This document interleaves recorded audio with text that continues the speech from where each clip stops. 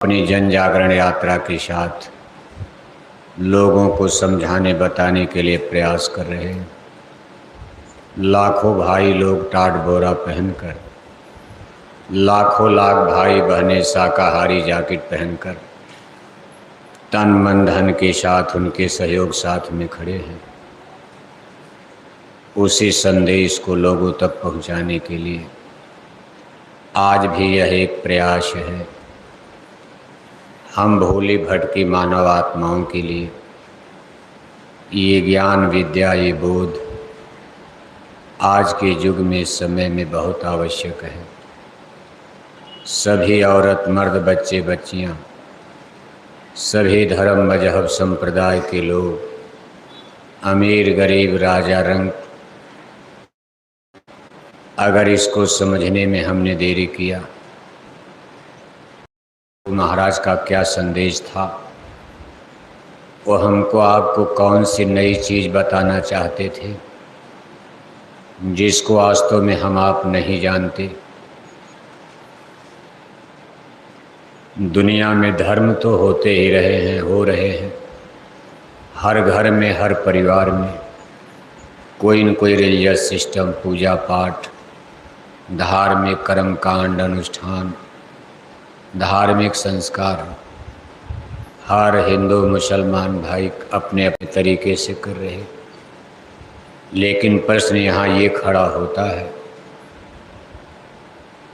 कि अगर हम आप सही रूप से चलते, इस संसार में धर्म गुरुओं के जन्म लेकर मेहनत करने की आवश्यकता नहीं थी। अगर एक ही बार स्कूल खोलने से, पढ़ने से सभी लोग ज्ञान विद्या को प्राप्त कर जाते, तो हर पीढ़ी दर पीढ़ी स्कूल, कॉलेज, यूनिवर्सिटी, उसमें टीचर, ट्यूटर, मास्टर की कोई आवश्यकता नहीं थी।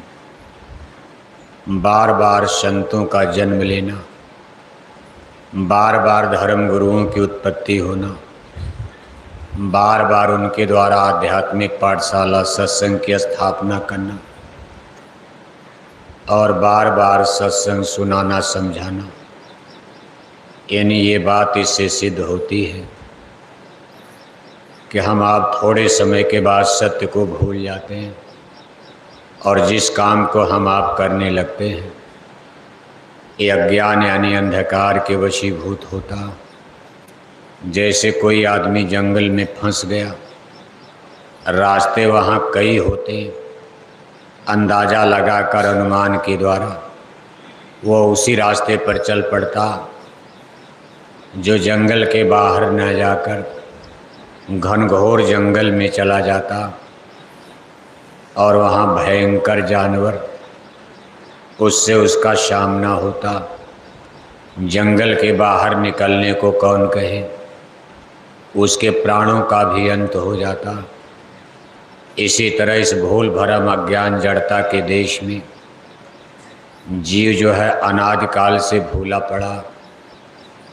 एक महापुरुष समझा कर जाते हैं, थोड़े दिन के बाद लोग उस सत्य ज्ञान को भूल जाते हैं, इसलिए उनकी बार बार आवश्यकता पड़ती। जैसे भगवान श्री रामचंद्र जी आए, अगर उन्होंने सारी दुनिया को समझा दिया, सब यहाँ ठीक ठाक हो गया, ठीक ठाक चलने लगा, तो फिर भगवान जोगेश्वर श्री कृष्ण जी के आने का कोई प्रश्न ही नहीं था। लेकिन ऐसा नहीं हो पाया। फिर योगेश्वर भगवान श्री कृष्ण जी आए और उनके द्वारा कितना बड़ा इस संसार में महायुद्ध की रचना हुई।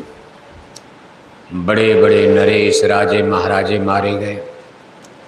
फिर भगवान श्री कृष्ण जी इतना ठीक करके गए, फिर भी बात नहीं बनी। और तब से लगातार कितने संत महात्मा, कभी कबीर साहब, कभी नानक जी, कभी दादू साहब, कभी दरिया साहब, कभी महात्मा बुद्ध, कभी महावीर साहब, अगर और भी लोगों को जोड़ लीजिए तो पैगंबर मोहम्मद साहब, हजरत ईसा साहब, मूसा साहब, धर्म गुरु शंकराचार्य, स्वामी विवेकानंद, दयानंद सस्ती और आधुनिक युग में राधा स्वामी जी महाराज और अब वर्तमान में हमारे परम पूज्य स्वामी जी महाराज। अब ये तो आपके सामने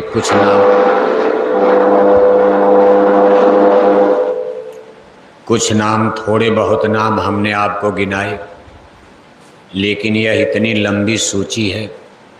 ऋषि मुनि पीर पैगंबर औलिया, अब इनको अलग अलग भाषा में अलग अलग नाम से जाना जाता, लेकिन ये सब लोग स्पिरिचुअल पावर थे, यानी इनको आध्यात्मिक पुरुष कहा जाता। और पुरुष तो हम आप भी हैं, लेकिन हम लोग इस संसार में भूल भरम में हैं, और वो लोग आध्यात्मिक पुरुष माने मास्टर, और हम लोग साधारण जीव माने विद्यार्थी हैं। हमको पढ़ना है और उन लोगों को पढ़ाना है, और ये अनवरत चलता रहेगा जब तक ये सृष्टि धरती रहेगी। यहाँ गुरु और शिष्य का रिश्ता नाता कायम रहेगा। जब आप यहाँ से निकल चलोगे, ज्ञान में पहुँच जाओगे, प्रकाश में पहुँच जाओगे, फिर वहाँ गुरु चेला का रिश्ता खत्म हो जाता। तब केवल आत्मा और परमात्मा का रिश्ता नाता शेष बचता। वहाँ की अवस्था के बारे में महापुरुषों ने लिखा है कि ना गुरु ना चेला, सब में बोले एक अकेला। जहाँ से उत्पत्ति हुई वहीं फिर अंत हो जाता। ये अपनी आदि अवस्था में हम पहुँच गए वापस। आत्मा परमात्मा का मिलन हो गया, तो वहाँ गुरु की महिमा, गुरु का दर्जा, गुरु का स्थान पद खत्म हो जाता। परमात्मा मिलने के बाद गुरु की आवश्यकता नहीं रहती। लेकिन इस मृत्यु लोक में जब तक जीव फंसे रहेंगे, ये धरती पर गुरुमत का सिद्धांत चलता रहेगा। किसी भी ज्ञान विद्या बोध के लिए, चाहे लौकिक दृष्टि से चाहे पारलौकिक जगत में, हमको आपको हर जगह टीचर ट्यूटर मास्टर की आवश्यकता पड़ती। जैसे हम आप भौतिक विद्या इंटेलेक्चुअल बौद्धिक ज्ञान सीखते हैं, तो वहाँ भी हमको कोई उस्ताद मास्टर, अब इनको गुरु तो नहीं कहा जा सकता। जैसे कोई आपको अंग्रेजी पढ़ा दिया तो उसको आप मास्टर कहोगे, उस्ताद कहोगे, टीचर ट्यूटर, लेकिन उसको गुरु नहीं कहा जा सकता। गुरु के लिए लिखा है गुरुर् ब्रह्मा गुरुर्विष्णु गुरुर्देवा महेश्वर गुरुर् साक्षात परम ब्रह्म है तस्मै श्री गुरुवे नमः। गुरु के लिए रामायण में लिखा है, बंदों गुरुपद कंज कृपा सिंधु नर रूप हरि। ये नर रूप में नारायण होते हैं, यानी नारायण ने ही नर रूप धारण किया, उनको गुरु कहा जाता। अब कोई आपको अंग्रेजी पढ़ा दे तो भगवान या उसको नारायण नहीं कहा जाएगा। कोई आपको फिजिक्स पढ़ा दिया, केमिस्ट्री पढ़ा दिया, इंटरनेट, कंप्यूटर, मोबाइल, हेलीकॉप्टर, हवाई जहाज, दुनिया में क्या क्या सब हो रहा, अब इसमें इनको गुरु नहीं कहा जाएगा। गुरु का मतलब ही प्रकाश होता, जो आपको प्रकाश में पहुंचा दे। प्रकाश का मतलब अंधेरा मिट गया, अब आप आसानी से हर चीज़ सही सही देख लोगे। अंधेरे में तो आपको अकल बुद्धि लगानी पड़ेगी। रात का समय है, आसमान में चंदा भी नहीं है, आपके पास कोई टार्च लाइट रोशनी नहीं है, आप जा रहे हो, हर चीज़ हर कदम आपको संभल संभल के चलना होगा। एक सामने मोटी रस्सी भी आ गई, अंधेरे में आपके अंदर एक सस्पेंस, एक संशय भ्रम भी होगा। दो स्थिति पैदा होगी कि भाई ये रस्सी है या हो सकता सर्प है। आप डर के मारे खड़े रहोगे जब तक कोई टार्च, लैंप, लाइट, रोशनी जलाकर आप प्रकाश में सही ज्ञान न प्राप्त कर लो कि भाई ये वास्तव में रस्सी है या कोई सर्प है, सांप है, नाग नागिन है, तब तक आप निर्भय नहीं हो सकते हो। इसी तरह से जगत, ये संसार, यहाँ हम सब लोग अंधेरे में डाल दिए गए। अंधेरे का मतलब संशय हो जाता, यानी जो चीज़ आप देख रहे हो गलत है, झूठा है, लेकिन आज हमको आपको सही नज़र आता। जैसे संसार की हर चीज़ें वास्तव में आप ये समझते हो, थोड़ा बुद्धि पर जब जोर लगाओगे ये समझ में आता कि ये संसार ही झूठा। बेटे बेटियां, घर मकान, जमीन जायदाद, कोठी हवेली बगीचा, अपनी ये हाड़ मांस की शरीर, पढ़ाई लिखाई, इंजीनियर डॉक्टर की डिग्री वाहदा, कार मोटर हेलीकॉप्टर जहाज, आखिर है तो सब झूठा। लेकिन गजब का हमारा आपका भाव बन गया कि हमको आपको देखो सच नज़र आता, ये शरीर भी सच नज़र आती। जब तक आपके साथ ऐसा ही नज़र आता और आदमी इस पर सोचना भी कम चाहता, किसी से मौत की बात बार बार करो आदमी ऊब जाता। क्या मरने की बात कर, जीने की बात करो आप। ज़मीन बढ़े, बगीचा बढ़े, दौलत बढ़े, एक कोठी से दूसरी कोठी बने, एक मकान से दूसरा मकान बन जाए, बेटे बेटियों को बढ़िया नौकरी चाकरी मिल जाए। अब उनसे आप कहो कि भाई ये सब नष्ट हो जाएगा, इसको सुनने के लिए कोई तैयार नहीं होता। कोई मरने वाली बात सुनने को तैयार है नहीं। संतों के सत्संग में इसकी बात की जाती, इसी लोग सत्संग में कम जाते हैं। ऐसी कथा कीर्तन में तो जाएंगे कि भाई हम कथा सुनने आए हैं, इसका लाभ क्या होगा। हमारे घर में कोई बीमारी नहीं आएगी, हम भगवान की कथा सुनने चलेंगे, मंदिर में पूजा आरती करेंगे, हमारे घर के भूत प्रेत भाग जाएंगे, हम रात भर रामायण पढ़वा देंगे, हमारे घर में बेटा बेटी बहू को बच्चा पैदा हो जाएगा, हम कोई यज्ञ करवा देंगे 1 लाख खर्चा करके, हमको बहुत बड़ी फैक्ट्री कारखाना बन जाएगा। 1 लाख खर्चा करेंगे, 1 करोड़ की फैक्ट्री बन जाएगी।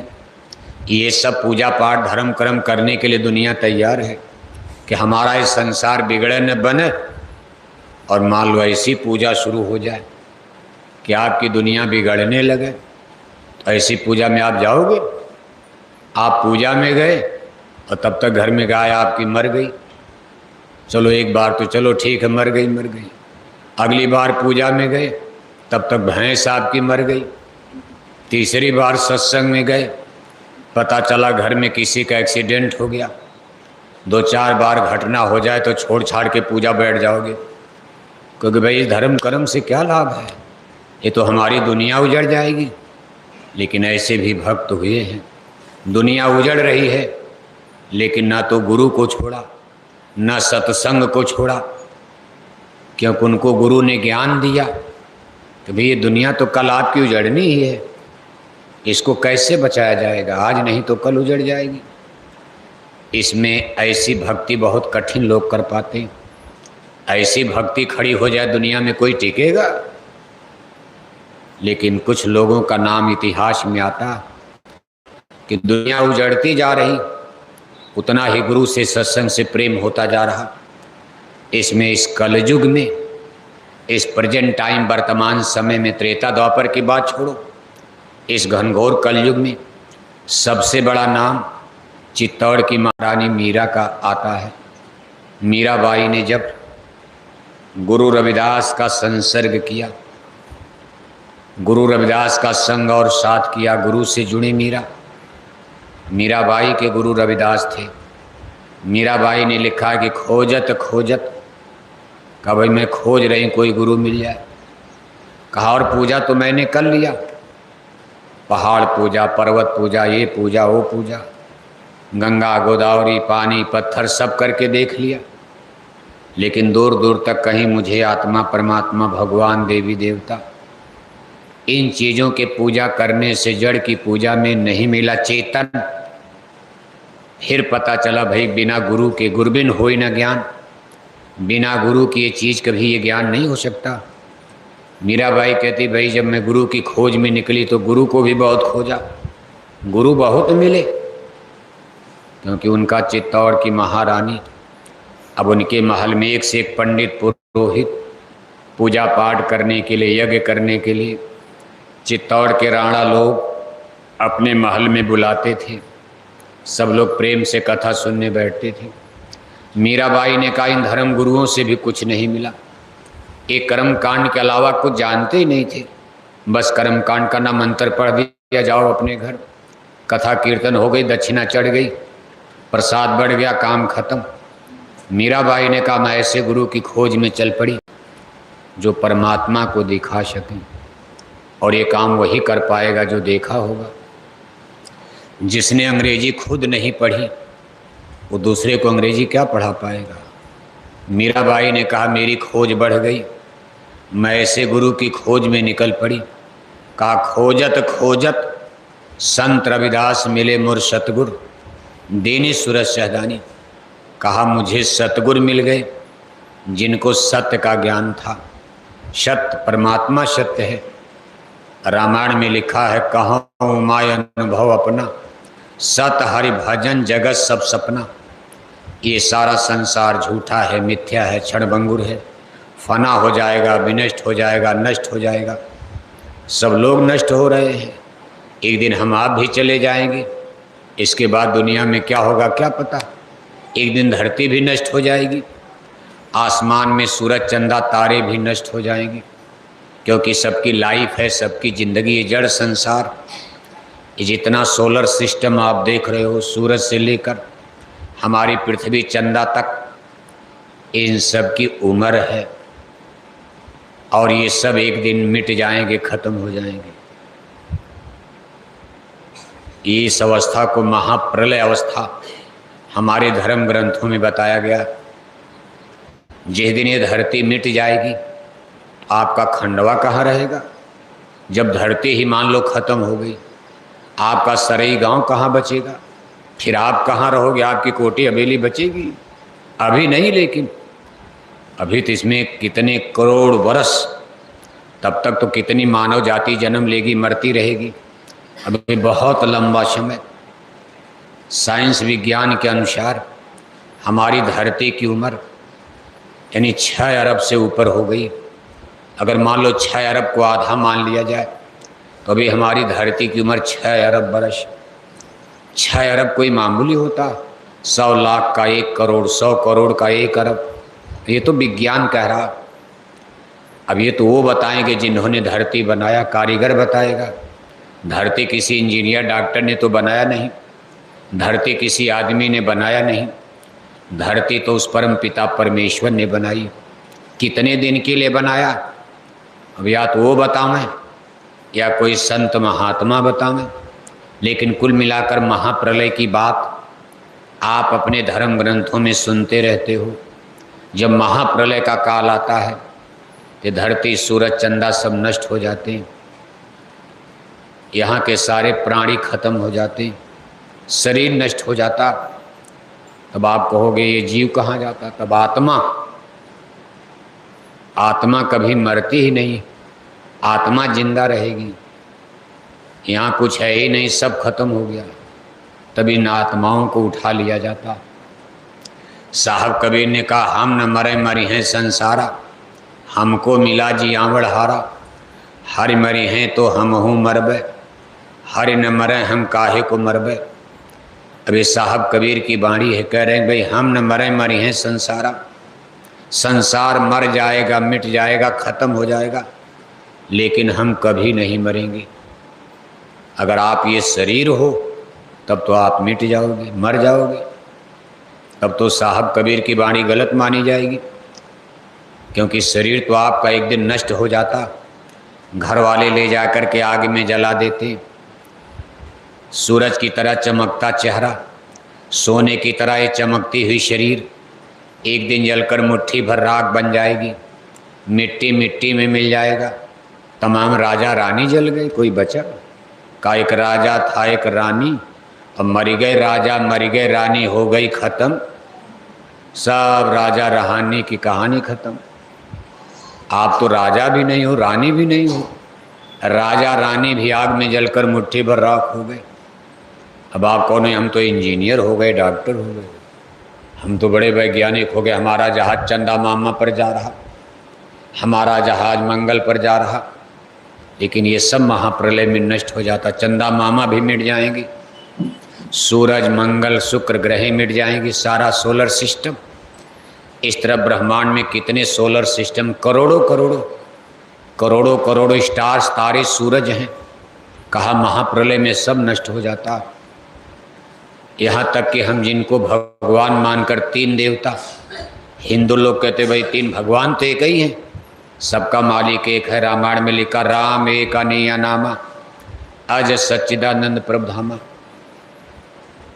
लेकिन हिंदू ग्रंथों में तीन भगवान, ब्रह्मा भगवान, विष्णु भगवान, शंकर भगवान, इन्हीं जो बड़े भगवान हैं उनके नीचे तीन भगवान, फिर 9 करोड़ दुर्गा, 10 करोड़ शंभु, 33 करोड़ देवता, बड़ी लंबी फौज बना दी गई। और गलत भी नहीं, सत्य है। ये तीन देवता, तीन के ऊपर एक देवता, उनके ऊपर भी कोई पुरुष, उनके ऊपर भी कोई पुरुष। अब ये ब्रह्मांड यूनिवर्स कितना विशाल है, इसको अकल बुद्धि से आप सोचो, कोई क्या जान पाएगा। इतने रुपए पैसे खर्च करके भी दुनिया के लोग चंदा मामा तक पहुंच रहे, और चंदा मामा का इस यूनिवर्स में, ब्रह्मांड में एक मच्छर की तरह भी कोई अंश नहीं है। ये यूनिवर्स ब्रह्मांड कितना विशाल, कितना बड़ा। वैज्ञानिक तो अब ये कह रहे हैं कि जैसे जैसे हम ऊपर जाकर देख रहे, ये ऐसे फैलता जा रहा। पहले लोगों ने क्या सोचा था कि नीचे बड़ा होगा, ऐसे होगा, ऊपर चलेंगे तो अंत मिल जाएगा, ऊपर में भगवान एक हैं तो कहीं बैठे होंगे हम पकड़ लेंगे, यानी ऐसे जाकर ऐसे हो जाएगा। लेकिन अब वैज्ञानिक घबरा रहे हैं, वो करें भाई जब हम आप ऊपर बढ़ रहे हैं तो बिल्कुल ऐसे होता जा रहा, नीचे बल्कि कम, ऊपर ये फैलता जा रहा। करोड़ों करोड़ों स्टार्स तारे, जिनमें लाइट प्रकाश, हमारे सूरज से बड़े बड़े सूरज, एक दो नहीं करोड़ों करोड़, एक एक गैलेक्सी में, जिनको आकाश गंगा कहते हैं। कितनी आकाश गंगाएं, करोड़ों करोड़ों। एक गैलेक्सी में करोड़ों सूरज, करोड़ों गैलेक्सीज में कितने सूरज। अब 1 करोड़ में 1 करोड़ का गुणा कर दो, इतने सूरज बताए जा रहे हैं। संत महात्मा नहीं, ये हमारा साइंस और विज्ञान बता रहा। विशेषकर लंदन अमेरिका के वैज्ञानिक बता रहे हैं। भारत तो भी शुरू किया है, भारत का भी जहाज यान, यान माने जहाज होता, चंद्रयान, चंद्रमा पर जाने वाली जहाज को चंद्रयान, मंगल पर जाने वाली जहाज को मंगलयान। अभी देखो भारत ने भी अपना जहाज चंदा मामा पर भेजा, लेकिन अभी डर लगता है कि आदमी जाएगा मर न जाए, हो सकता जल जाए रास्ते में। एक बार जल गया था, इसलिए आदमी नहीं भेजा गया, खाली भेज दिया। अमेरिका ने 1969 में, आज के 50 बरस पहले आदमी भेज दिया। 50 बरस पहले अमेरिका ने चंदा मामा पर आदमी भेज दिया। भारत ने 50 साल बाद अभी खाली जहाज भेजा है, और पैसा लगा 650 करोड़ रुपया। 650 करोड़ रुपया खर्च करके एक जहाज बना, और वो चंदा मामा पर उतर गया। अगर वापस नहीं बुलाया जाएगा तो 14-15 दिन में यान वहाँ ख़त्म हो जाएगा, क्योंकि वहाँ तब रात हो जाएगी। 14 दिन के बाद जब रात आएगी, वहाँ इतना ठंडी पड़ेगी, टेम्परेचर इतना डाउन हो जाएगा जैसे पानी बर्फ़ बन के जम जाता, ऐसे सब जहाज वहाँ जम जाएंगे। कुल मिलाकर ब्रह्मांड कितना रहस्यमयी है। सूरज पर क्या हो रहा, उसके आगे ब्रह्मांड में क्या हो रहा, अब 2 तरह से खोज हो रही है। आज के इस इंटेलेक्चुअल वैज्ञानिक भौतिकवादी युग में यूनिवर्सिटी कॉलेज खुल गए, हिंदी, अंग्रेजी, ज्योग्राफी, हिस्ट्री, फिजिक्स, केमिस्ट्री, सब कुछ पढ़ाया जा रहा।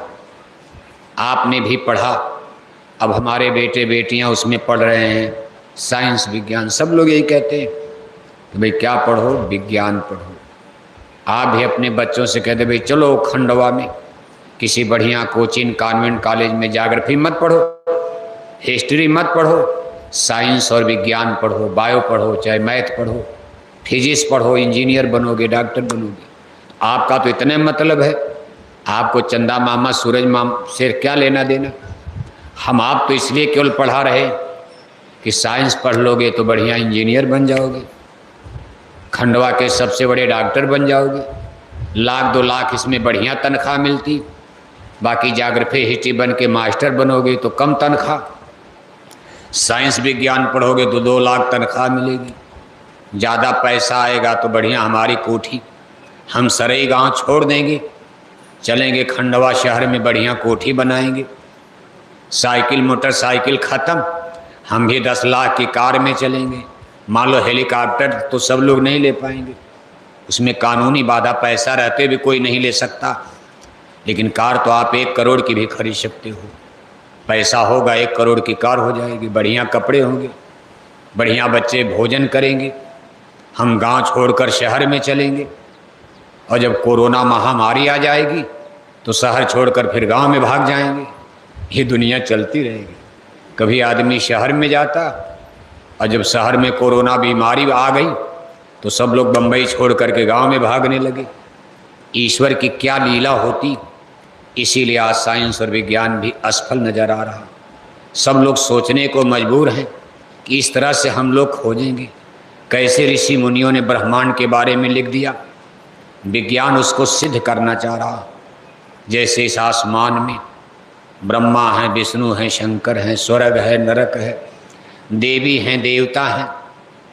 ये हमारी रामायण गीता में लिखा हुआ, संतों महात्माओं की स्पिरिचुअल लिटरेचर्स, आध्यात्मिक ग्रंथ पोथियाँ हम लोग पढ़ते हैं। तो ब्रह्मांडों में देवी देवताओं का स्वर्ग वैकुंठ, उसके ऊपर ईश्वर का सूक्ष्म देश, उसके ऊपर ब्रह्म पुरुष का कारण देश, ये सब कुछ धर्म ग्रंथों में लिखा है। कबीर की बाणी, नानक की बाणी, अपने गुरु महाराज का भी सत्संग आप सुनते हो तो उसमें आपको सूक्ष्म लोक, कारण लोक, सतलोक, कितना बयान। और ये लिखा वहाँ जो पुरुष बैठे, कहा कोटिन सूरज चांद सितारे, रोम रोम में करें उजारे।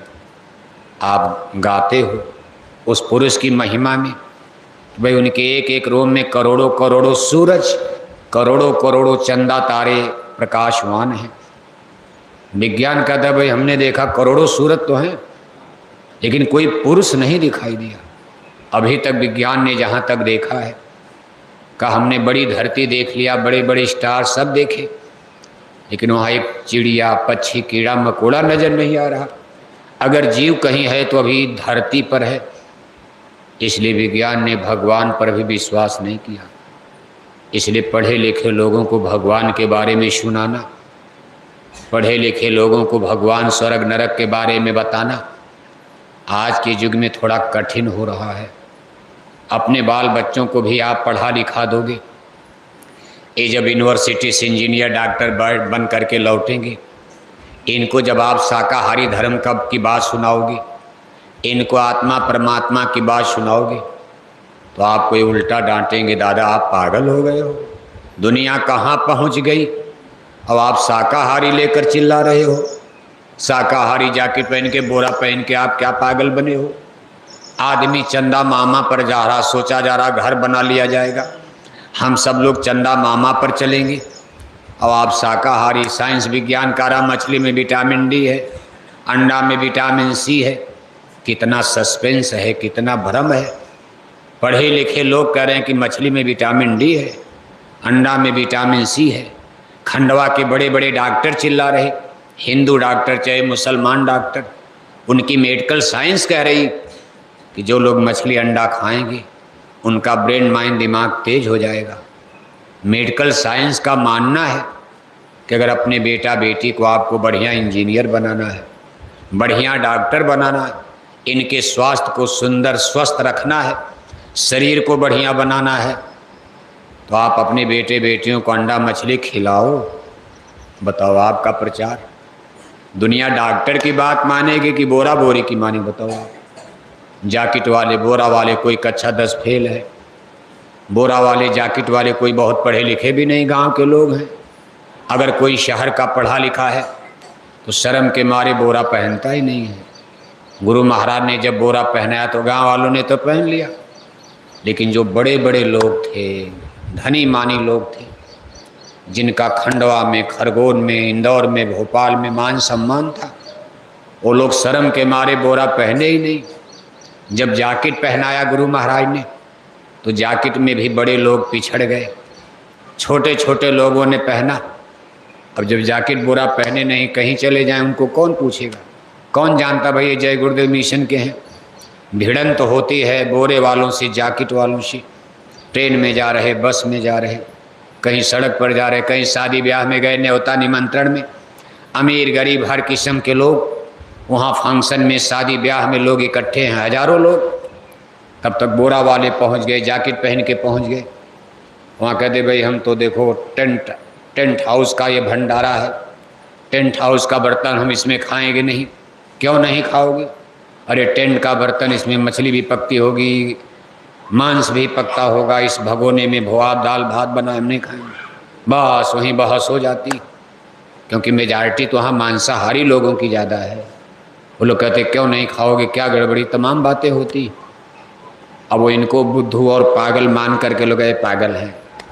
कहने का कुल मतलब ऐसी दुनिया में आज 60 बरस गुरु महाराज ने समझाया। 10 बरस सन 2012 में गुरु महाराज के शरीर त्याग के बाद करीब 10 बरस से देखो पूज महाराज जी भी मेहनत कर रहे। लाखों लोग बोरा पहनकर, शाकाहारी जैकेट पहनकर, कितना पर्चा, पोस्टर, झंडा, बैनर, कितना डीजल, पेट्रोल, भाड़ा, किराया। आज जय गुरुदेव मिशन का करोड़ नहीं अरबों अरब रुपया खर्चा हो गया। गुरु महाराज काफिला लेकर आते, कितनी गाड़ी घोड़ा, उसमें डीजल लगता था, पेट्रोल लगता था, भंडारे चलते थे।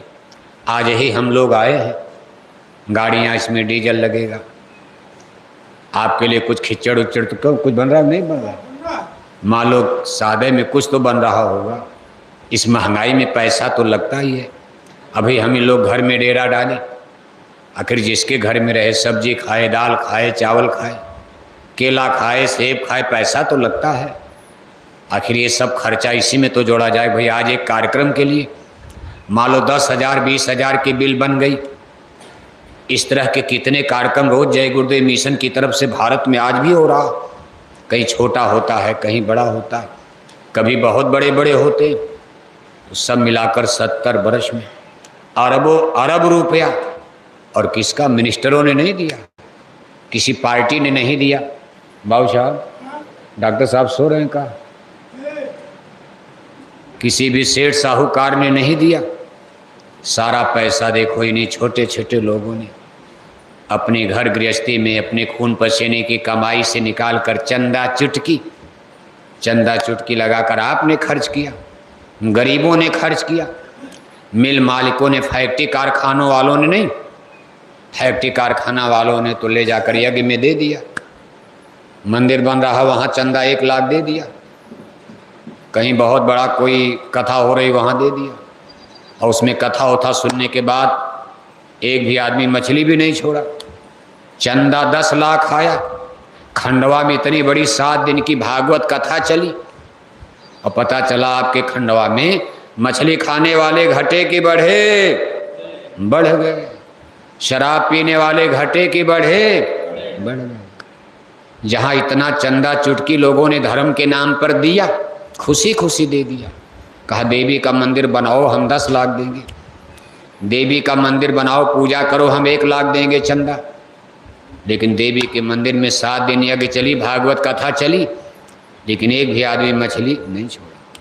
वही पूजा शुरू हो गई कि मंदिर में हरे रामा हरे कृष्णा कीर्तन गाए जा रहे और 1-1 किलो मछली खाए जा रहे, अखंड रामायण पढ़े जा रहे, चंदन तिलक टीका लगाए जा रहे और 1-1 किलो अंडा खाए जा रहे, 10-10 बोतल शराब दारू उड़ाए जा रहे।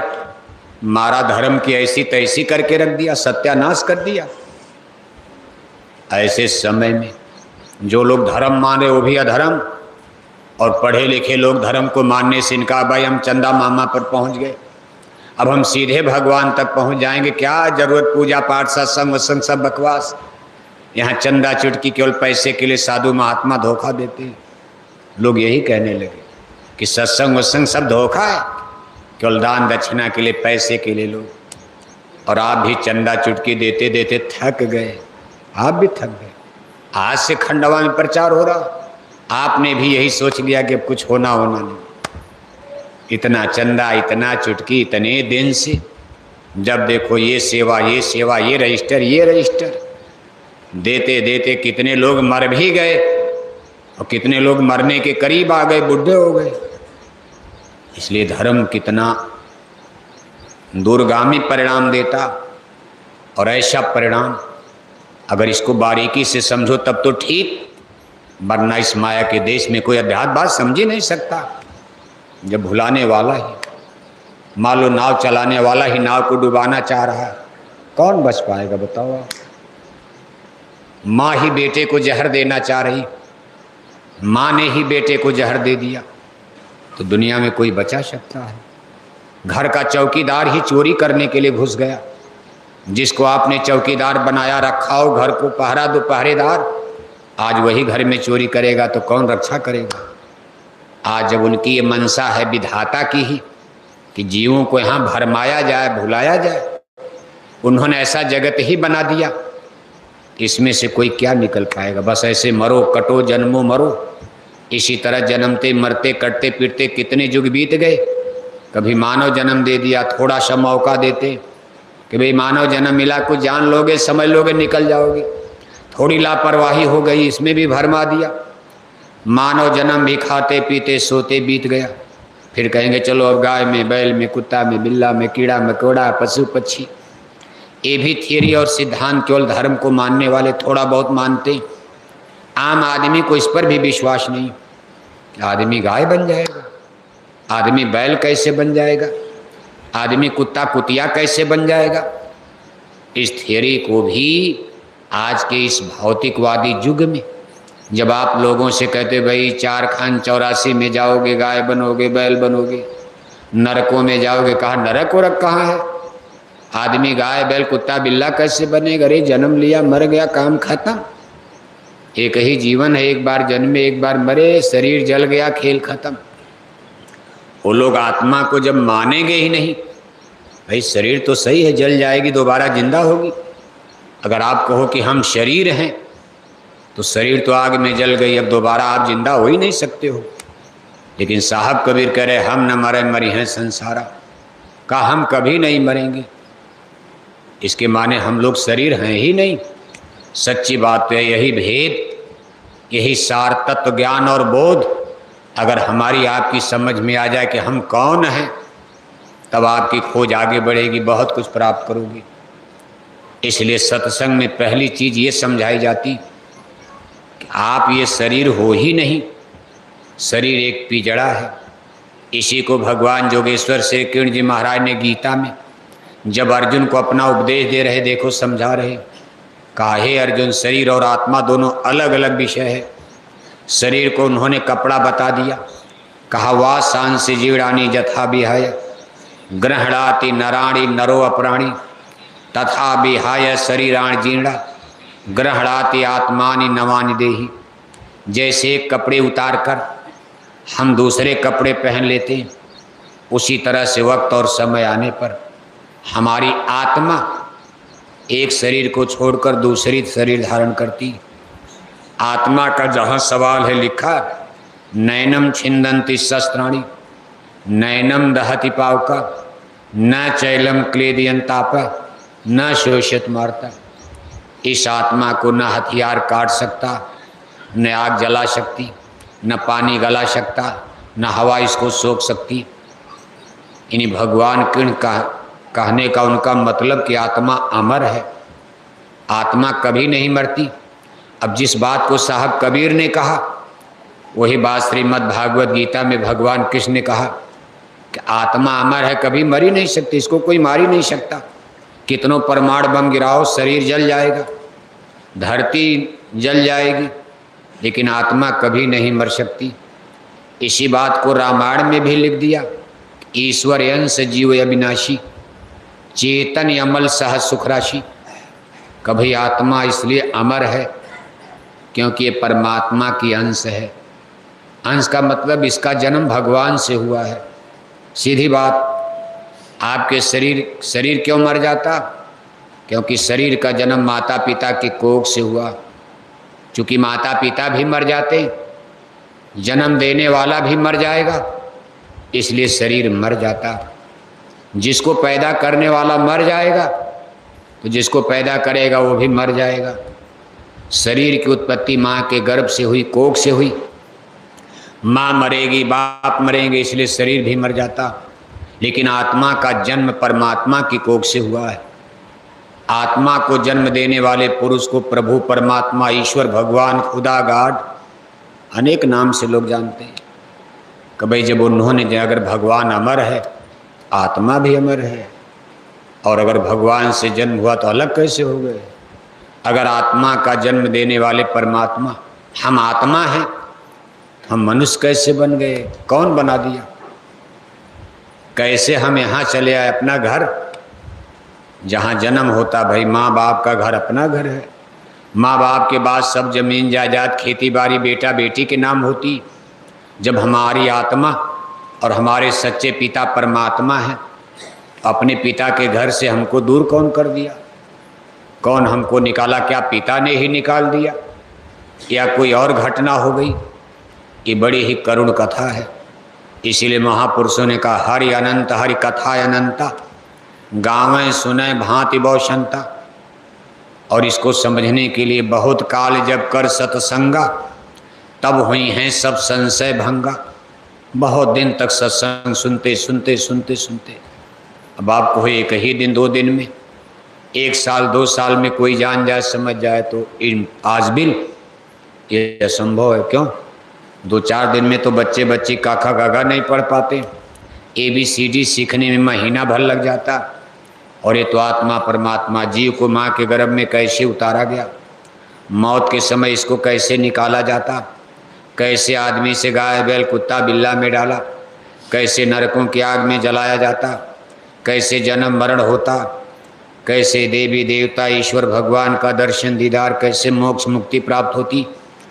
अब इतना लंबा चौड़ा लेसन पाठ, एक एक पाठ को पढ़ने में अभी तो हम आप यही नहीं समझ पाते कि हम हैं कौन। आपसे पूछा जाए आप कौन हो, बस यही चेहरा पेश कर देते हो कि हम यही हैं, हम ये हैं। हमारी अपनी जाति भी बता दोगे आप, अपना जिला खंडवा बताओगे, गांव सरई बता दोगे, माता पिता का भी नाम, भले मर गए, माता मर गए, पिता मर गए, बस कहोगे स्वर्गीय।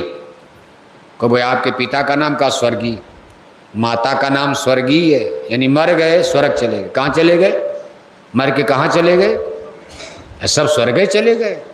कोई कहता कि अपने माता जी दादा कोई नरकी हो गए।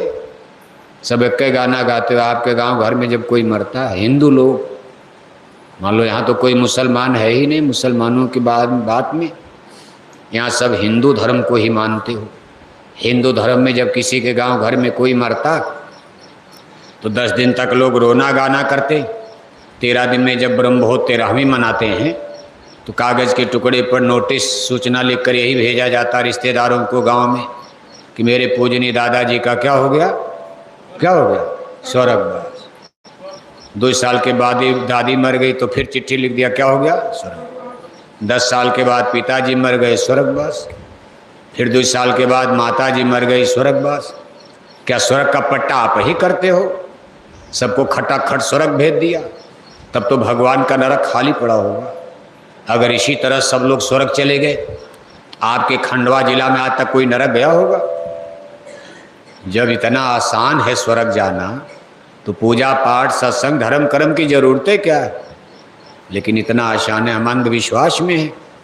इसी को आडंबर पाखंड अंधविश्वास कहते हैं। दादा 2 कुंतल मछली खाकर मर गए, उनकी भी 13ही में चिट्ठी लिख दिया कि स्वर्गवास हो गया। दादा सारी जिंदगी शराब पीकर मर गए, शराब के नशे में बुद्धि पागल कर लिया।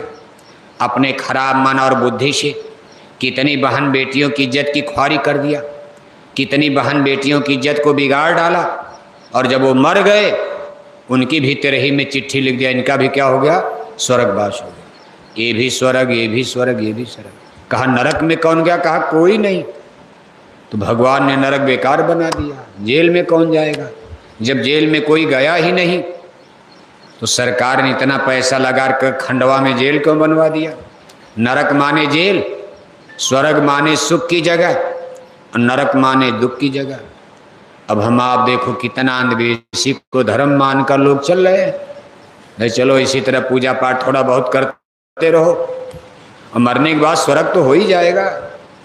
करो आप, मछली खाओ, चाहे अंडा खाओ, चाहे दारू पियो, चाहे शराब पियो, तिलक लगाओ, टीका लगाओ, चंदन और रामायण पढ़ लो, अंडा मछली भी खा लो, मरने के बाद तो स्वर्ग होना ही होना। लेकिन ऐसा होता नहीं है। देखो आप, एक दृष्टांत आता, जीव की गति मति क्या होती, भगवान का विधान क्या बना हुआ। सिख गुरु साहिबान प्रथम पातशाही गुरु नानक देव जी महाराज जो सिख धर्म के संस्थापक हुए, उनके समय का वाक़या है। एक बार गुरु साहिब अपना कारवां काफिला अपनी भक्तों की मंडली लेकर, जैसे हम लोग आपके गांव में आए, अब उस समय में तो कार मोटर ये सब था नहीं, सिख गुरु साहिबान नानक जी महाराज अपना काफिला लेकर पैदल पैदल गांव-गांव सत्संग सुनाते सुनाते लाहौर शहर के करीब एक गांव में अपना डेरा डाल दिए, पड़ाव डाल दिया। लाहौर शहर इस समय पाकिस्तान में चला गया है, तब तो सब भारत था जब पाकिस्तान नहीं बना था। लाहौर शहर में एक बहुत बड़े सेठ रहते थे, बहुत बड़े मतलब सबसे बड़े सेठ लाहौर के, सबसे धनी मानी सेठ थे। उन्होंने गुरु नानक की बड़ी महिमा सुनी थी और उनकी इच्छा होती भाई इतने बड़े महात्मा हैं, एक बार इनका दर्शन कर लिया जाए, सत्संग मिल जाए, लेकिन नहीं नसीब हो पाया। लेकिन आज देखो भाग्य से गुरु साहिब उनके लाहौर शहर के करीब यानी जा कर के वहाँ अपना डेरा तंबू डाल दिए। जब सेठ जी ने सुना कि गुरु नानक जी महाराज हमारे लाहौर के करीब आ गए हैं गांव में, तो उनको बड़ी खुशी, भाई चलो जिस गुरु की, जिस महात्मा जी की मेरी दर्शन की। शाम का समय जाकर गुरु जी को प्रणाम किया और उनके चरणों में अपील किया, कल शाम का भंडारा भोजन प्रसाद आपके पूरे काफिले के लिए, पूरी भक्त मंडली के लिए हमारे घर पर लाहौर में हम आपको न्योता निमंत्रण देने आए। अब गुरु महाराज ने न उनको कभी देखा, न सेठ जी ने कभी गुरु जी को देखा, लेकिन गुरु नानक तो अंतर्जामी महात्मा थे। उन्होंने सेठ के मन के भाव को पढ़ लिया। आंख बंद करते और खोलते कहते चलो ठीक है, कल हमारा पढ़ाव तुम्हारे घर पर रहेगा। सेठ जी गए, पूरी तैयारी किया, खाने पीने का सब इंतजाम, बड़े आदमी, पैसे की कमी नहीं। अगले दिन जब गुरु नानक जी महाराज अपना काफिला लेकर सेठ जी के यहाँ पहुँचे कोठी पर, बहुत बड़ी कोठी हवेली उस जमाने में, तो देखकर वहाँ का दृश्य देखकर बड़े आश्चर्य में हो गए। किस्म किस्म की मिठाई, किस्म किस्म का पूरा पकवान, बिल्कुल दुकान लगी हुई है, कितना भंडारा लंबा चौड़ा। तो गुरु नानक ने कहा, सेठ आज तुम्हारे घर पर किसी महात्मा का सत्संग है या कोई फंक्शन, तीज त्योहार, शादी ब्याह? तो सेठ जी ने कहा, नहीं महाराज है तो सत्संग, लेकिन आज मैंने एक तीर में दो निशाना लगाया। कहा दो निशाना क्या? कहा एक तो आपका सत्संग होगा, दूसरे संजोग से आज मेरे पिता की पुण्यतिथि है। आज मेरे पिताजी की पुण्यतिथि है, हम इसी दिन में इसी तारीख में रोज अपने पिताजी की पुण्यतिथि मनाते हैं। हमने कुछ बढ़ करके इंतजाम कर दिया, आपका सत्संग भी होगा और मेरे पिता की पुण्यतिथि भी हो जाएगी, भंडारा भी हो जाएगा। पूरे गांव जवार को हमने आमंत्रित किया है, सब लोग सत्संग भी सुनेंगे, आराम से भोजन करेंगे, बढ़िया बढ़िया। इसीलिए हमने बढ़िया बढ़िया। गुरु नानक ने कहा, भाई संतों का सत्संग, वहाँ तो रूखा सूखा सादा प्रसाद बनता, कहीं खिचड़ बन गई, कभी टिक्कड़ बन गई, कभी चीनी बतासा से काम चल गया, इतनी इतनी मिठाई। अरे कहा महाराज मैं सेठ हूँ और मेरे पिता की पुण्यतिथि है, ये सब भोजन मैं अपने पिता को अर्पण करता हूँ। अपने पिता को मैं खिचड़ी खिलाऊंगा, अपने पिता को मैं रूखी रोटी खिलाऊंगा, क्योंकि ये सब भोजन मैं अपने पिता को अर्पण करूंगा, मेरे पिता भी खाएंगे। गुरु नानक ने कहा, तुम्हारे पिता हैं कहाँ? कहा महाराज कई साल पहले मर गए, मर करके स्वर्ग चले गए और हम उनको यहीं से अर्पण करेंगे। गुरु नानक जी महाराज ने आंख बंद किया, थोड़ी देर के बाद आंख खोलते और कहते हैं, सेठ तू भी अंधा बहरा रह गया? अरे मैं पूरा बैकुंठ स्वर्ग घूम कर देख लिया, तुम्हारे दादा तो स्वर्ग बैकुंठ में कहीं है ही नहीं। तो सेठ जी ने कहा, महाराज इतनी जल्दी आप स्वर्ग चले गए? 1 मिनट नहीं बीता, आपने आंख बंद किया तब तक स्वर्ग वैकुंठ देख लिया। गुरु नानक ने कहा, सेठ ये संतों का साइंस ऑफ सोल है, ये अध्यात्मवाद, इसको बुद्धि से कोई नहीं समझ सकता। अगर तुमको मेरे ऊपर विश्वास है कि हम झूठ नहीं बोलते तो मैं सच कहा, तेरे दादा स्वर्ग में है ही नहीं। सेठ जी ने कहा, नहीं महाराज आप पर तो विश्वास है, बड़ा नाम आपका सुना हमने, और अगर आप इतना देख लिए तो आप इतना तो बताए मेरे दादा हैं कहाँ। अगर आत्मा अमर है, अगर मेरे दादा इस शरीर से मर गए तो कहीं न कहीं तो उनकी आत्मा होगी किसी जन्म जूनी में। तो गुरु नानक जी ने फिर आंख बंद किया। थोड़ी देर के बाद आंख खोलते और कहते हैं, सेठ तेरे पिता को ये देखो सामने लाहौर का जंगल दिखा रहे हैं। कहा, देखो दिन डूबने जा रहा, ये तुम्हारे लाहौर गांव का सामने जंगल है, जंगल के बाहर में एक पीपल का मोटा पेड़ दिखाई दे रहा। तुम्हारे पिताजी इसी जंगल में शेर बन गए हैं। क्या बन गए? शेर बन गए। सेठ जी बेचारे सोच रहे स्वर्ग चले गए, और पिताजी उनके गांव में ही जंगल में क्या बन गए? शेर बन गए। तब जंगल बहुत होते थे, आपके खंडवा में इतने जंगल, और इन जंगलों में शेर, बाघ, चीता क्या क्या होते थे। आप तो जंगल में ही रहते हो, जंगल पहाड़।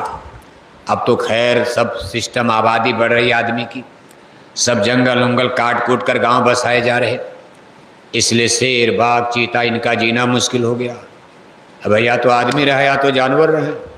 जंगल रहेगा जानवर रहेंगे, आदमी की आबादी ज़्यादा बढ़ेगी तो जंगल काटे जाएंगे, तो जानवर और मर जाएंगे, आदमी ज़्यादा हो जाएंगे। ये तो धरती तो बढ़ेगी नहीं, चाहे जंगल काट करके आदमी रहो और चाहे जंगल में जानवर रहें, शेर रहें, बाघ, चीता रहें, धरती कहोगी दूना हो जाएगी, रबड़ तो है नहीं, फैल जाएगी।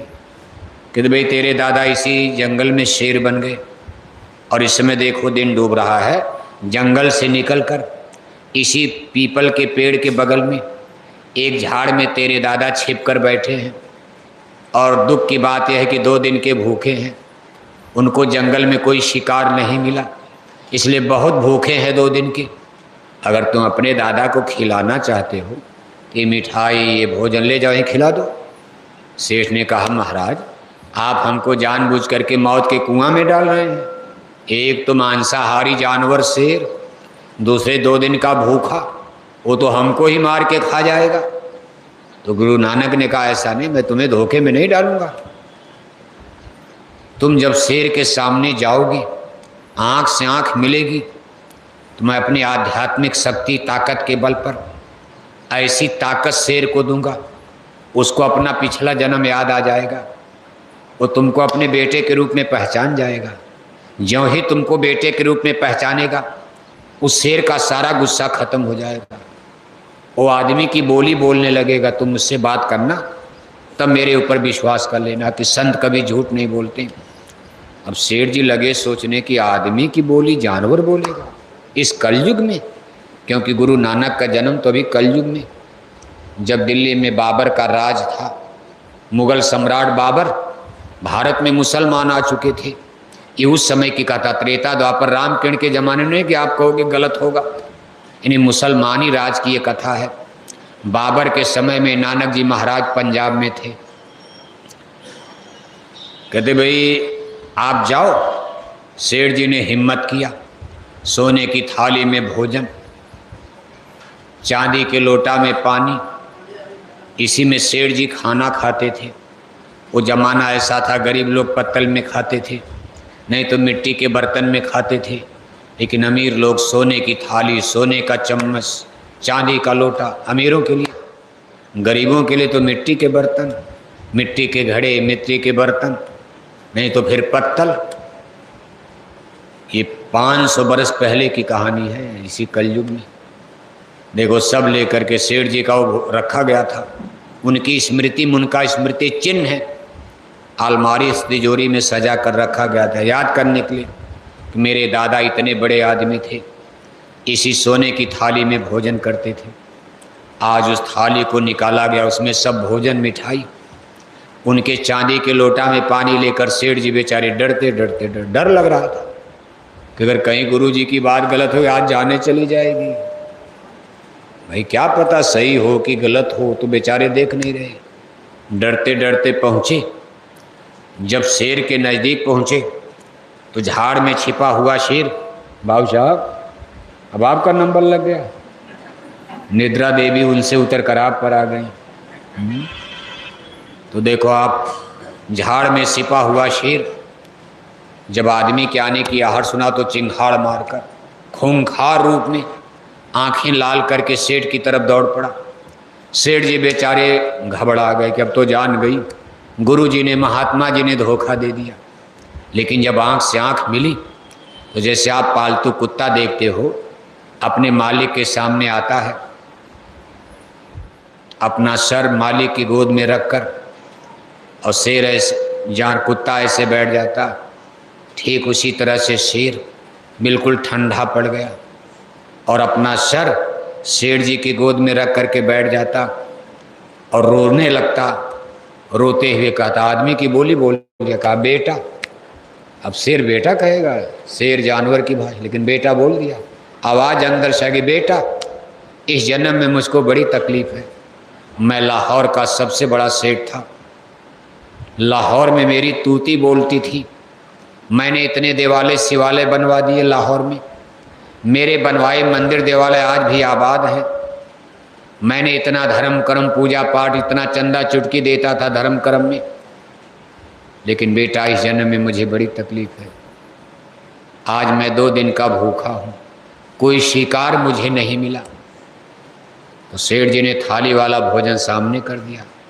उनको देख करके आश्चर्य हुआ कि मांसाहारी जानवर शेर सारी मिठाई, सारा भोजन, पूरी परेठा जल्दी जल्दी खा गया, पूरी थाली साफ कर दिया। इसके बाद सेठ जी ने रोते हुआ कहा, पिताजी हम तो सोचते थे आप स्वर्ग चले गए, हम आपकी पुण्यतिथि इसीलिए मनाते हैं। हमने घर में आपकी फोटो टांगी है और हमने नीचे लिख दिया कि स्वर्गीय दादाजी। कहाँ चले गए? स्वर्ग चले। कोई भी फोटो जब घर में दादा की, माता की टांगते तो आप नीचे लिखते हो कि मेरे पूजनीय पिताजी, स्वर्गीय पिताजी, स्वर्गीय माता जी का हमने आप घर में फोटो लगाई है, हमने नीचे लिखा स्वर्गीय पिताजी हमारे स्वर्ग चले गए। लेकिन आज आप इस जंगल में शेर बनकर 4 खान 84 में जन्म मरण की ये पीड़ा भोग रहे हैं। लेकिन पिताजी मुझे आश्चर्य है कि आप यहाँ कैसे फंस गए, स्वर्ग क्यों नहीं जा पाए? क्योंकि आप तो शाकाहारी थे। यानी वो देखो पूछ रहे हैं, आप तो जन्म के शाकाहारी थे, दूसरे आप एक धर्म पुरुष थे। आप हरिद्वार में गंगा मैया नहाने के लिए साल में 2 बार पैदल यात्रा पंजाब से चलकर आप हर की पौड़ी हरिद्वार जाते थे, साल में 2 बार पैदल। तब लोग पैदल ही चलते थे। नर्मदा नहाना है, यहाँ नहाना, कोई गाड़ी मोटर कार था, पैदल जाना। कोई मर गया, कोई बच गया। मान लो नर्मदा जाते समय कोई मर गया तो घर वाले खुश हो जाता, मुक्ति हो गई। नर्मदा मैया में मर गए तो मुक्ति हो गई, पहाड़ पर गए मर गए मुक्ति हो गई। ये धारणा थी, मान्यता थी। कहा भाई साल में 2 बार नहाते थे आप गंगा जाकर हरिद्वार में, इतना दान चंदा चुटकी आपने दिया, शाकाहारी रहे, फिर भी आप मुक्ति नहीं मिली, आप स्वर्ग नहीं गए, आप यहाँ शेर बनकर जन्म मरण भोग रहे। तो शेर देखो, कराहते हुए शेर ने कहा कि बेटा मैं शाकाहारी तो था, लेकिन मेरी मांस खाने की इच्छा बनी रहती थी। कहीं भी मैं मांस देखता था मेरी ज़बान से पानी आ, मुझे भी मछली मिल जाए। मजबूरी थी, मैं शाकाहारी रहा। मजबूरी में क्यों? कि मेरे माता पिता वैष्णव पंथी थे। वैष्णव पंथ हिंदू धर्म की एक शाखा है जिसमें भगवान विष्णु को अपना इष्ट देवता मानकर उनके पुजारी लोग केवल उन्हीं की पूजा करते हैं। ये शंकर को, ब्रह्मा को, इन अष्टांगी देवी को, ईश्वर को, ब्रह्म को नहीं, भगवान विष्णु, इसको वैष्णव मत कहते हैं। इसी तरह शैव मत एक है, ये भी हिंदू धर्म की शाखा है। इसमें भगवान शंकर को सबसे बड़ा देवता मानकर ये लोग केवल इन्हीं की पूजा करते हैं। इसको शैव पंथ, शैव मत कहा जाता। शैव मत, वैष्णव मत, अष्टांगी देवी का मत, आदिशक्ति दुर्गा का पंथ। अब हिंदू धर्म में कितना बवाल हो गया, और सब धर्म अपना रगड़ा झगड़ा करते, मेरा बड़ा मेरा बड़ा मेरा बड़ा।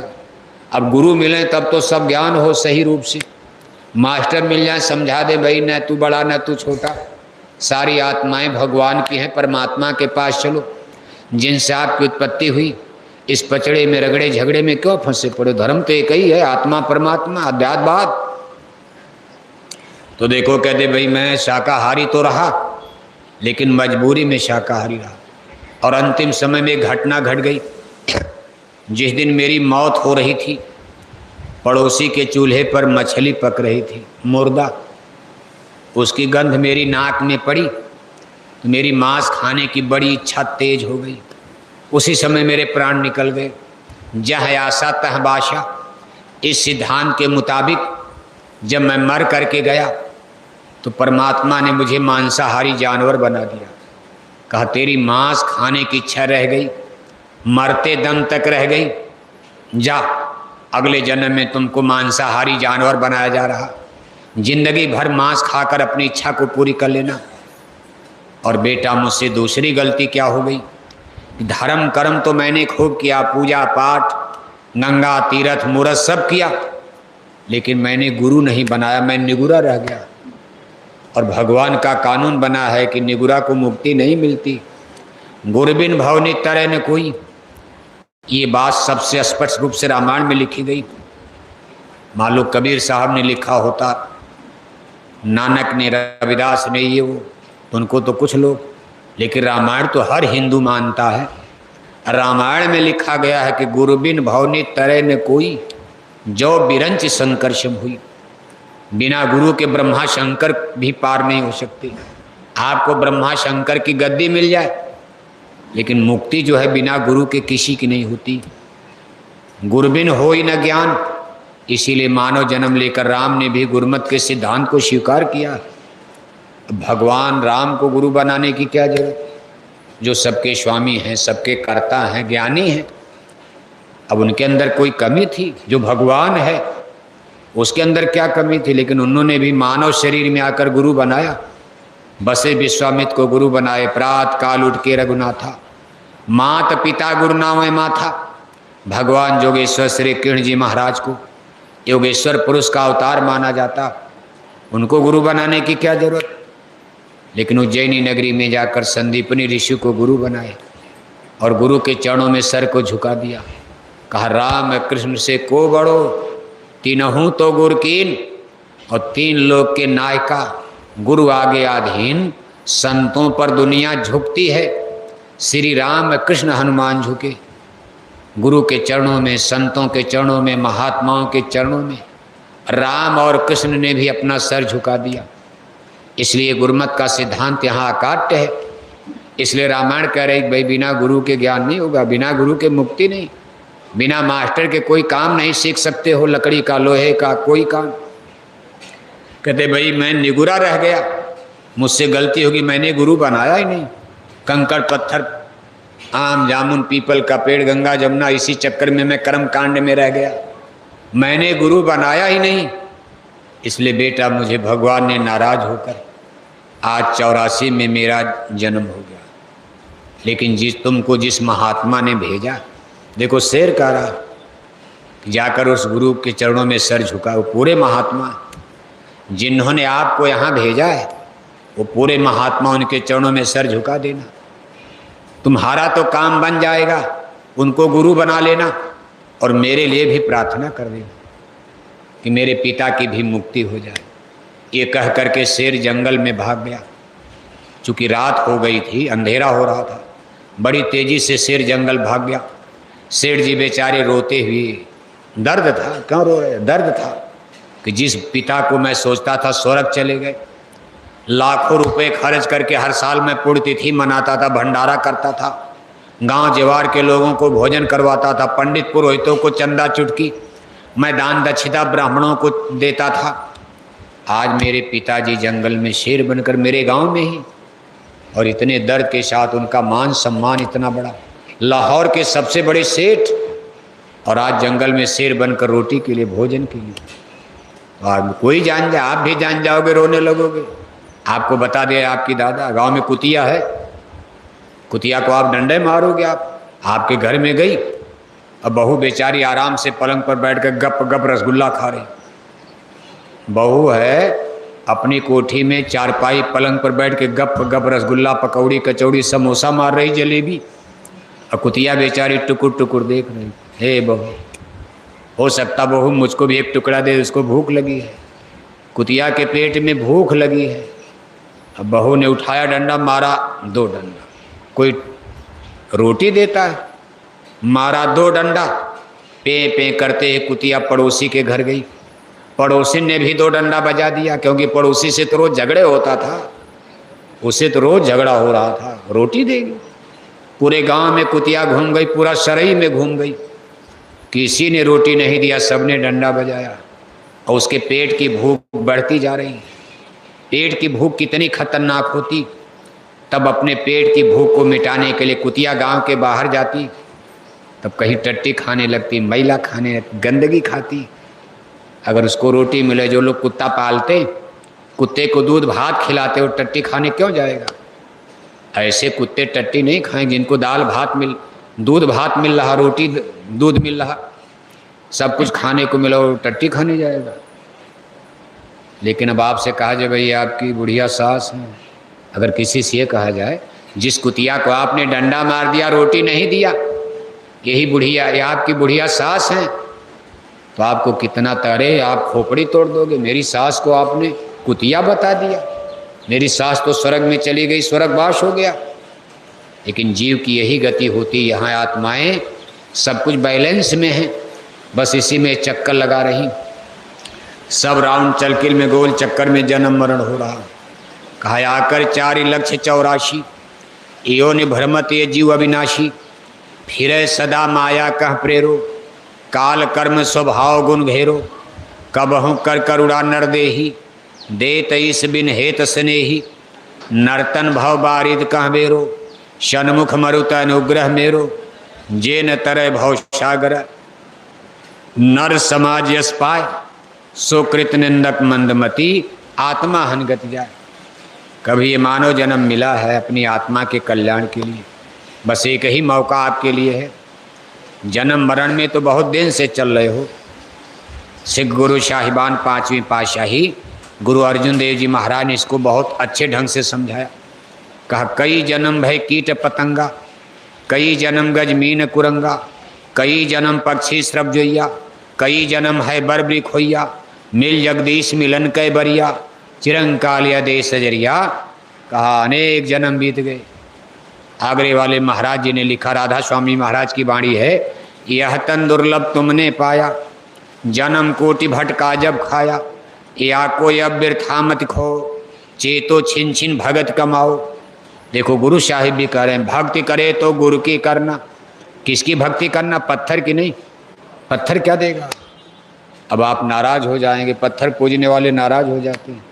अरे भाई पत्थर आपके देवता का भी, राम को पूजो आप, लेकिन कैसे पूजा जाएगा इसको तो आप जानते नहीं। वहाँ अब आप पत्थर, सबसे ऊंचा है मानव जन्म, मनुष्य तो सबसे ऊंचा है। प्रभु ने 84 लाख किस्म की शरीर बनाई, इसमें सबसे श्रेष्ठ है। कहा नर्तन सम नहीं कौने देही, जीव चराचर याचर जेही, चर अचर जगत में।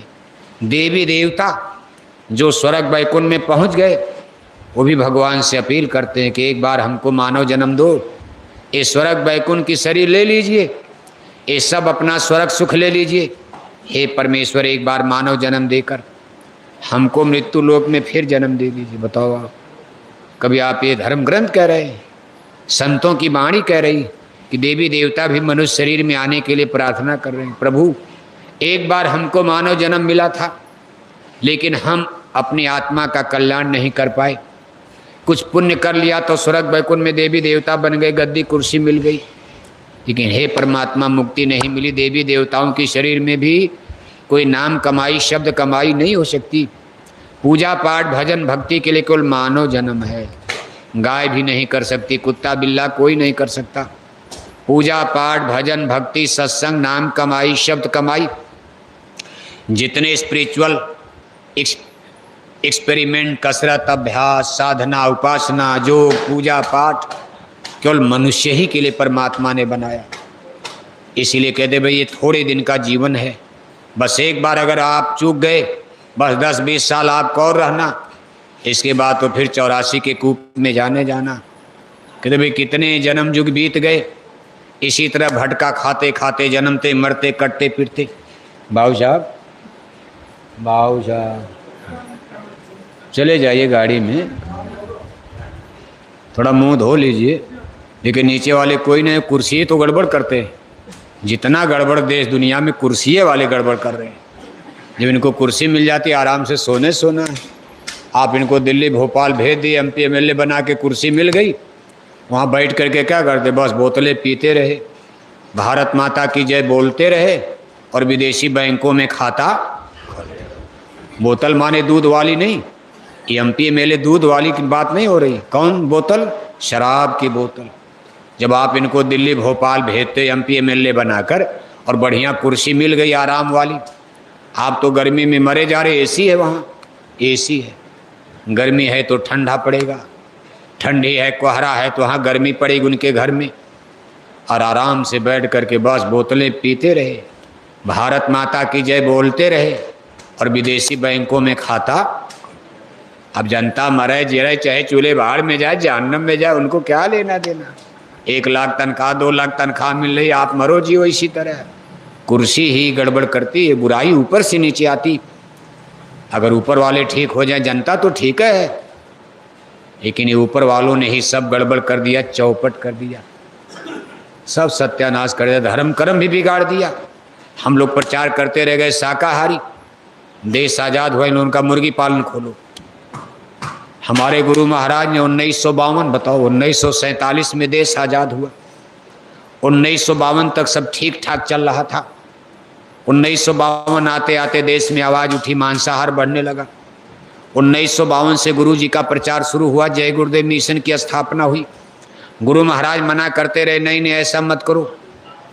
संत महात्मा मना कर रहे, इन लोगों ने क्या किया, कहा मुर्गी पालन खोलो, ये पैसा ले जाओ सरकारी खजाने का, मछली पालन खोलो गांव गांव, ये पैसा ले जाओ सुअर पालन खोलो, ये पैसा ले जाओ शराब की दुकान खोलो, सरकारी शराब की दुकान, जिसको गुरु महाराज मना कर रहे। और आज से मना कर, जब देश आज़ाद हुआ, अंग्रेज़ों के राज में शराब की सरकारी दुकान नहीं थी, अंग्रेज भी शराब का व्यापार नहीं किए, जबकि अंग्रेज़ों को खराब माना जाता। लेकिन अंग्रेज़ों ने भी शराब की सरकारी दुकान, अंग्रेजी सरकार ने शराब नहीं बेचा, और हमारे देश के नेताओं ने शराब बेचना शुरू कर दिया। सरकार ही, ये देश के नेता लीडर शराब के व्यापारी बन गए। और आज देखो 40 साल हम लोगों को तो बोरा पहनते हो गया।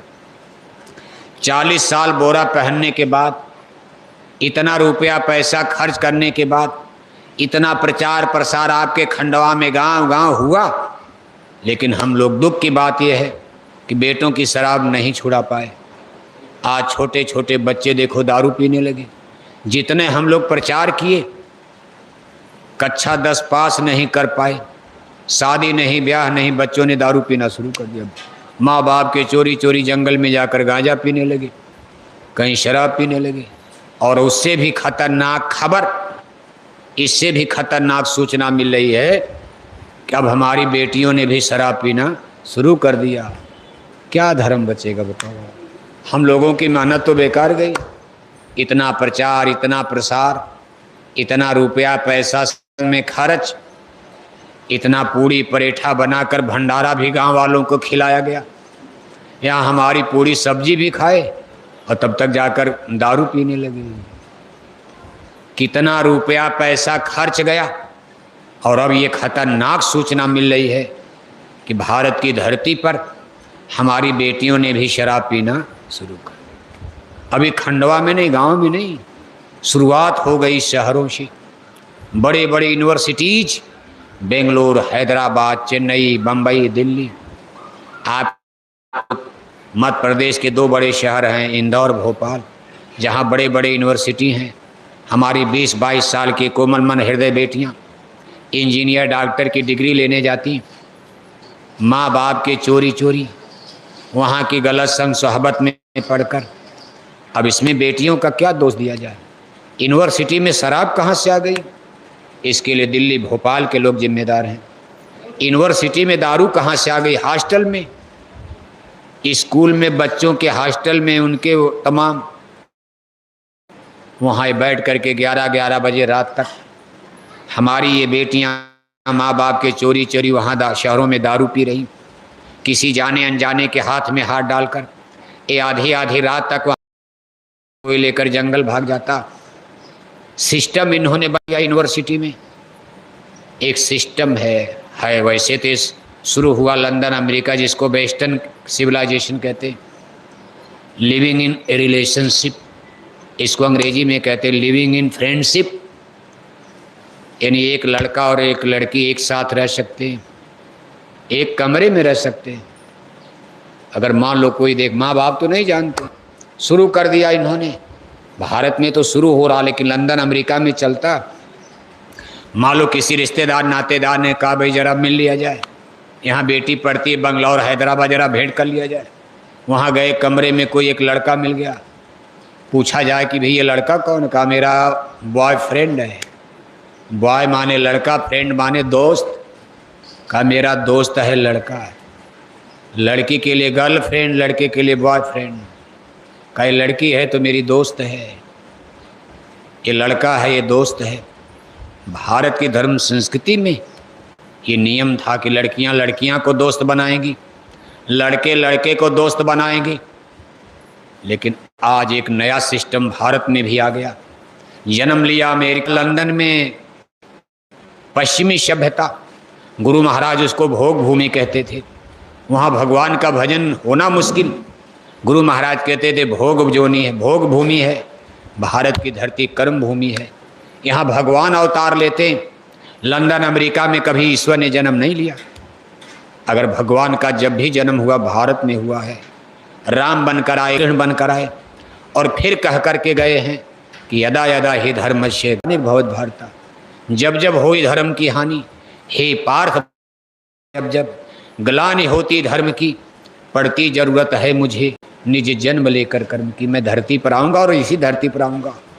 भारत की धरती पर गंगा जमुना के दोआब में मेरा जन्म होता रहेगा। लेकिन कब होगा? जब धरती पर धर्म लोप हो जाएगा, सब अधर्मी भी धर्मी हो जाएंगे, मानवता नष्ट होने लगेगी, बहन बेटियों की इज्जत आबरू खत्म होने लगेगी, आदमी शैतान बन जाएगा, जानवर हो जाएगा। देखो धीरे धीरे वही चीज़ आ गई। बच्चे बच्चियां साथ में रह रहे, एक साथ साल 2 साल रहे। अब आप सोचते हो, माँ बाप गांव में कहते थे भाई हमारी बेटी 18 साल की हो गई, घर के बाहर जाती जरा देखते रहना, कहाँ जाती, अकेले किसके साथ जाती, किससे मिलने जाती, दिन में भी जा रही तो देखो ये कहाँ जा रही है। लेकिन आज यूनिवर्सिटी में लड़के लड़कियां एक कमरे में एक साथ, कानून बना दिया, कहा living in relationship, living in friendship system है। बताओ आप, लड़के लड़कियां 18 साल उम्र है, 20 साल उम्र है, बेटे बेटियों के एक कमरे में बंद कर दो, फिर क्या होगा? खुद अंदाजा लगाओ आप, क्या इसका परिणाम होगा? चरित्र दीन ईमान बचने वाला नहीं। ये सिस्टम उनका, इस पर कोई दोष नहीं है। बस जब तक बेटा बेटी न पैदा हो जाए चलते रहो चलते रहो चलते रहो, जिसको चाहो दोस्त बनाओ, जिसको चाहो जो करो। ये सिस्टम लंदन अमेरिका में था, आज भारत में भी लाया जा रहा और इसका परिणाम ये निकल रहा है। आज स्थिति वो है कि मामा भांजी को नहीं पहचान पा रहा, चाचा भतीजी को नहीं पहचान रहा, आज बाप बेटी को नहीं पहचान पा रहा, शराब के नशे में भाई सगी बहन को नहीं पहचान पा रहा। कभी आपने सोचा है कि सूखा पड़ेगा कि नहीं पड़ेगा? पड़ेगा।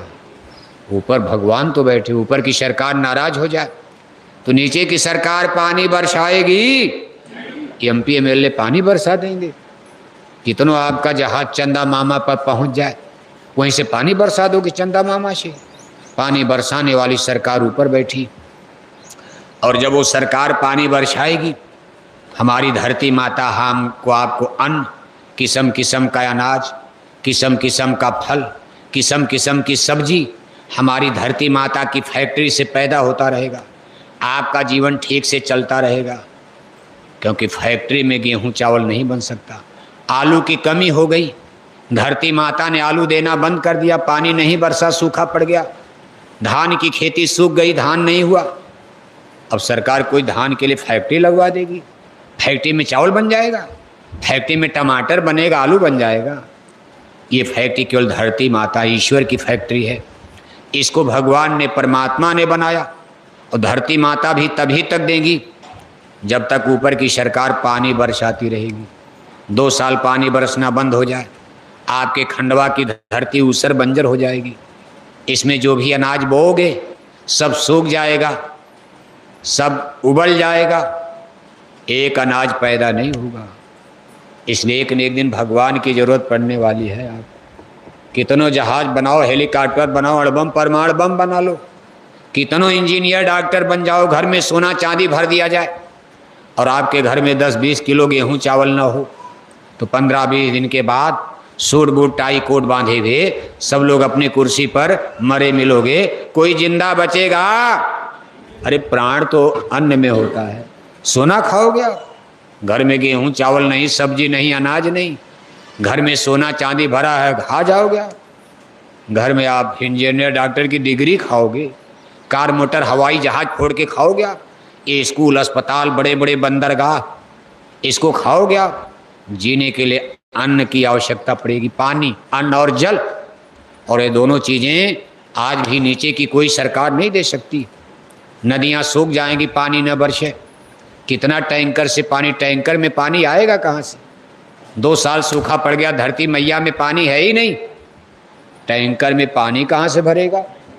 ये जो टैंकर और टोटी लगी हुई है, धरती में पानी ही नहीं, धरती माता नाराज हो गई। ऐसी स्थिति में दुनिया पहुंच रही है। रावण ने भी कहा था, क्या पूजा पाठ करते हो, क्या धर्म कर्म करते हो, मैं स्वर्ग तक सीढ़ी लगवा दूंगा, हम भगवान को जमीन पर उतार लाएंगे। खैर रावण महाराज का सपना अधूरा रह गया, स्वर्ग बैकुंठ तक सीढ़ी तो नहीं लगा पाए। उसके पहले ही लंका का नाश हो गया, सर्व नष्ट हो गई लंका। जो भी धर्म को, अध्यात्म को, ईश्वर को, भगवान को चैलेंज करता, उस समय परमात्मा भी सावधान हो जाते। गांव में कोई बड़ा आदमी हो और आप उसको चैलेंज करने लगे तो बड़ा आदमी आपको जिंदा छोड़ेगा? कह गए मेरे मुकाबले, अभी कल मैंने इसको बनाया, इसकी मैंने मदद किया गरीबी में, आज थोड़ा पैसे वाला हो गया तो हमारे मुकाबले खड़ा और हमारा विरोध करता है, तो बड़ा आदमी आपका काउंटर करवा देगा। जैसे तमाम लोग राजे महाराजे राजनीति में मार दिए जाते, कभी ये मेरी गद्दी लेना, मैं इसको नेता बनाया, और ये कहता हम भी चुनाव लड़के प्रधानमंत्री बनेंगे, आपको हटा देंगे। तो जो सत्ता में होता कहता इसका काउंटर करवा दो, इसको मार डालो। कैसे मरवा दिया? जहाज गिरवा के मरवा दिया, कहीं जहर दे के मरवा दिया, कहीं जेल में बंद करके स्वीट पॉइजन दे दिया। ऐसे तरीके से मारा जाता जनता जान भी ना पावे कि इन्होंने मरवाया होगा, लेकिन मरवा दिया जाता। इसी तरह भगवान जब देखता आदमी भगवान बनना चाहता तो परमात्मा भी सावधान हो जाते। भाई हमने आपको बनाया है, धरती मेरी बनाई, सूरज चंदा मैंने बनाया, आपको मैंने बनाया, आदमी भी मैंने बनाया, बेटा बेटी मैंने दिया, खेती बाड़ी दुकान दफ्तर सब मैंने दिया, और आज हमारे सामने सीना तान कर खड़े हो। जिस भगवान को धन्यवाद देना चाहिए, जिस भगवान की स्तुति आरती प्रार्थना करनी चाहिए, हे परमात्मा हम आपको धन्यवाद देते। आपने हमारी सुंदर शरीर को बनाया है, झीनी झीनी बिनी चदरिया, काहे को ताना काहे को बरनी, कौने तार से बिनी चदरिया, इंगला पिंगला ताना बरनी, सुखमन तार से बिनी चदरिया, साईं को बिनत मास नवबीता। जिसने इतनी सुंदर नरदेही माँ के गर्भ में, माँ को भी नहीं पता कि बेटा बेटी गर्भ में कैसे बन रहे हैं, केवल वही जानता था जो बना रहा। वो तो जब धरती पर गिरते तब आप कहते भाई बेटा अच्छा है, सुंदर है, नहीं बढ़िया नहीं है, आँख का अंधा है, कान का बहरा है, जबान का गूंगा हो गया, लंगड़ा, हे भगवान ये क्या कर दिया, मेरी कोख में बेटा बेटी थी, लंगड़ा दे दिया। लेकिन जिस दिन माँ के गर्भ में बनाया जा रहा था, स्वयं परमात्मा के कोई जान नहीं कैसे बना डाला, झीनी झीनी बिनी चदरिया। ऐसे भगवान को धन्यवाद देना चाहिए था। लेकिन आज आदमी देखो अहंकार की भाषा, कोई भगवान राम को गाली, कोई कृष्ण को गाली, कोई रामायण जला रहा, कोई गीता जला रहा, कोई गांधी महात्मा को गाली, 2 बोतल दारू पी लिया खंडवा चौराहे पर खड़े होकर शराब के नशे में। घर में सब्जी का इंतजाम नहीं बच्चों के लिए, घर में बच्चे शाम को क्या खाएंगे, जिनकी कोई हस्ती शक्ति नहीं, वो भी जब दारू पी लेते हैं, खंडवा चौराहे पर जाओ, तब तक भगवान राम को गाली, साधु संतों को गाली, गांधी महात्मा को गाली, कहा रामायण बेकार है, जला डालो। बताओ, जब आदमी इतनी घृष्टता करेगा, परमात्मा कितना बर्दाश्त करते होंगे, सोचो जरा, भगवान कितना बर्दाश्त करते हैं। हम आप तो छोटी छोटी गलती पर घर में भड़क जाते हो। आप बेटा बेटी ने, बहू ने थोड़ी गलती किया, बुढ़िया सास भड़क जाती, कुछ गलती कर दिया आप डंडा चला देते हो। और भगवान कितना बर्दाश्त करते होंगे, बताओ। आज चाचा भतीजी को नहीं पहचान रहा, भाई बहन को नहीं पहचान रहा, परमात्मा इतनी ऊंचाई पर इसको कहते चलो चलने दो। लेकिन जब बिल्कुल हद हो जाती, एक गंवई कहावत है, आदमी देखो दो चीज़ से मानता। गांव में लोग कहते हैं कि या तो माने बात से और नहीं तो माने, जोर से बोलो, या तो माने बात से और नहीं तो माने। भाव साहब जग गया, अच्छा घबरा गए आपने। देखो आप, अब हम तो बोल नहीं सकते, देखो मशीन लगी है, लोग कहेंगे बड़ी दूर तक, आज आपके इस गांव का नाम अमेरिका तक जा रहा, कहाँ कहाँ लोग, आप तो कम लोग बैठे हो, लाखों लोग इसको देख रहे, हजार नहीं लाखों लोग, कहाँ कहाँ देखते होंगे, कौन कौन सुनता होगा। इसलिए हर चीज़ यहाँ संभल कर बोलना पड़ता, सब चीज़ का कैलकुलेशन किया जाता। कोई ये न कमेंट करे गलत बोल दिया, गुरु जी के चेला लोग गलत प्रचार करते, ऐसा कोई न कह दे, क्योंकि सब रिकॉर्ड में जा रहा। लेकिन आपकी आवाज़ इसमें नहीं आ रही, आप जोर से बोलो, या तो माने बात से और नहीं तो माने डंडा, जिसको कहते हो डंडा। स्कूल में माता पिता भी डंडा रखते, स्कूल में मास्टर भी छड़ी रखता, नहीं समझा रहा, नहीं माना तो मारा छड़ी। घर में माँ बाप भी डंडा रखते, बच्चे को खिलौना मिठाई सब दिया जा रहा, गलती किया माँ भी डंडा मार देती, फिर पुचकारती खिलौना मिठाई देकर, फिर गलती किया फिर डंडा मारती। ऐसे ही परमात्मा भी समझाते हैं। साधु संत बात माने सत्संग, बात माने डंडा नहीं, या तो माने बात से। बात का मतलब यहाँ सत्संग है। सठ सुधरें सत्संगति पाई, सत्संग जल जो कोई पावे। मैं लाई सब कट कर, जैसे हम आपके गांव में आए, आपके जिले में आए, अब हम कोई डंडा तो मारेंगे नहीं, समझा रहे हैं।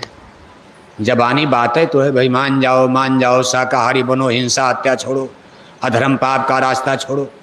अब नहीं कोई मानेगा तो डंडा तो परमात्मा का है, सब समझाते हैं। रावण को देखो, ऋषि मुनियों ने कितना समझाया, कोई ऋषि मुनि, उस समय जितने लोग धरती पर थे सब लंका जा रहे बारी बारी, रावण को समझा रहे, उनको समझा रहे। कितने लोग मंदोदरी को समझाते, भाई अपने पति राजा रावण को समझाओ, ये गलत काम कर दिया, नष्ट हो जाएगी लंका, भी नष्ट हो जाएगी। नहीं माने। भगवान राम ने भी वनवास समय में कितने लोगों को भेजा, रावण को समझा दो, बता दो, नहीं माने तो भगवान ने डंडा उठा, कहा काउंटर करो, अब इनका काउंटर करो, खत्म करो, खेल ही खत्म करो। इतना बड़ा काउंटर कर दिया, रहा न कुल कोई रोवनी हारा। 1 लाख पूछ 1.25 लाख नाती, ता रावण घर दिया न बाती। सारी लंका सोने की, सब जल करके देखो भस्म हो गई, कुल खानदान नष्ट हो गया। इसी तरह द्वापर काल में भगवान जोगेश्वर श्री कृष्ण ने जब यदुवंश कृष्ण अवतारा, हुई हैं हरनि धरन अगभारा। महाराज मथुरा नरेश सगे मामा कंस की जेल में, यदकुल में, यदुवंश में जब भगवान श्री कृष्ण जी ने अवतार लिया, उसमें धरती पर देखो कौरवों का अत्याचार बढ़ा, उसके साथ और राजवंश अत्याचारी हो गए। करीब करीब सभी राजवंश, तब छोटे छोटे राजा थे क्योंकि हवाई जहाज था नहीं, एक पहाड़ से 2 पहाड़ के बीच में हाथी घोड़ा से चलना है, इतने बड़े बड़े पर्वत पहाड़ हाथी घोड़ा से पार कैसे होंगे। तो बीच बीच में छोटे छोटे राज, जिसमें देश आज़ाद हुआ 650 राजा भारत में थे अंग्रेजों के ज़माने में। आपका एक खंडवा जिला इससे भी छोटा छोटा राज था राजाओं का, क्योंकि हाथी घोड़ा से ही राज करना था। सड़कें थी नहीं, इतने संसाधन नहीं थे, इसलिए जितने राजवंश थे सब अधर्मी हुए। भगवान श्री कृष्ण जिस समय द्रौपदी का चीरहरण कुरुसभा में हुआ, मामूली गलती नहीं हुई थी। कुरु सभा दुनिया में सबसे महान राजवंश उसमें कुरु राजसभा थी। त्रेता युग में अवधपुर यानी अयोध्या, जहाँ भगवान राम का जन्म, लेकिन द्वापर काल में धरती का मुख्य केंद्र हस्तिनापुर बन गया था, जहाँ कुरु वंश के प्रतापी राजा धृतराष्ट्र, इन्हीं के पुत्र हुए कौरव दुर्योधन। आज देखो भरी सभा में दुर्योधन कहता है, दुशासन अपने छोटे भाई दुशासन से कहा कि द्रौपदी को नंगा करके मेरी जंघा पर बैठा दो। बैठा तो नहीं पाए, लेकिन गलती बहुत बड़ी कर दिया था। सारे राजे महाराजे देखते रह गए, कोई बोला नहीं, सब सर नीचा कर लिए। भीष्म पितामह गुरु द्रोणाचार्य कृपाचार्य तमाम लोग, सब लोग बैठे हैं। सबके सामने दुर्योधन गलती करे। एक मामूली लड़का, छोटी उम्र का, और बूढ़े बुजुर्ग बैठे, बाप दादे बैठे, लेकिन लड़के से गलती कोई बोल नहीं पाया। सबको पाप लगा, दोष लगा। अंत में पांडवों का वनवास हो जाता। 13 साल पांडव जंगल चले गए। 13 साल के बाद पांडव जंगल से लौटे द्रौपदी को लेकर। भगवान श्री कृष्ण से मिलते हैं। भगवान श्री कृष्ण कहते भाई सब तो समझा दिए। उस समय जितने ऋषि मुनि थे सब हस्तिनापुर जा रहे। वेदव्यास गए, गुरु दुर्वासा गए, और भी जितने साधु महात्मा सब बार बार 6 महीने 15 दिन साल भर, 1 महीने में बराबर 13 साल। जब तक पांडव जंगल में रहे तब तक हस्तिनापुर में साधु महात्मा जाकर समझा। राजन, राजा धृतराष्ट्र से कह रहे, राजन गलती बहुत हो गई, बहुत बड़ा पाप हो गया। द्रौपदी का अपमान करना राजन पाप हो गया, लेकिन अब भी समय है, बच जाओगे, संभल जाओगे। अपने पुत्र दुर्योधन को मना करो, अब किसी द्रौपदी के साथ ऐसा न करे, अब कोई ऐसी गलती न होने पाए। लेकिन कौन मानता साधु संतों की बात। जब भगवान कृष्ण मिले तो उन्होंने युधिष्ठिर से कहा, युधिष्ठिर एक बार मैं भी जाना चाहता हूँ। सब लोग समझा लिए, एक बार मैं भी दुर्योधन को सत्संग सुनाना चाहता हूँ, तो हो सकता उसकी समझ में आ जाए। युधिष्ठिर ने हाथ जोड़ लिया। अरे कहा, केशव बड़ा दुष्ट है, मेरा ही भाई है, मैं बचपन से उसके चाल चलन को जानता, बड़ा घमंडी है, बड़ा मनबड़ है, अहंकारी है, आपको गाली देगा, अपमान कर देगा। हे केशव, आपको कुछ नहीं समझेगा, और फिर अगर आपको गाली दे देगा, हम पांडवों को इसका पाप लगेगा, कितना कष्ट होगा, क्योंकि आपकी महिमा को हम लोग जान रहे हैं।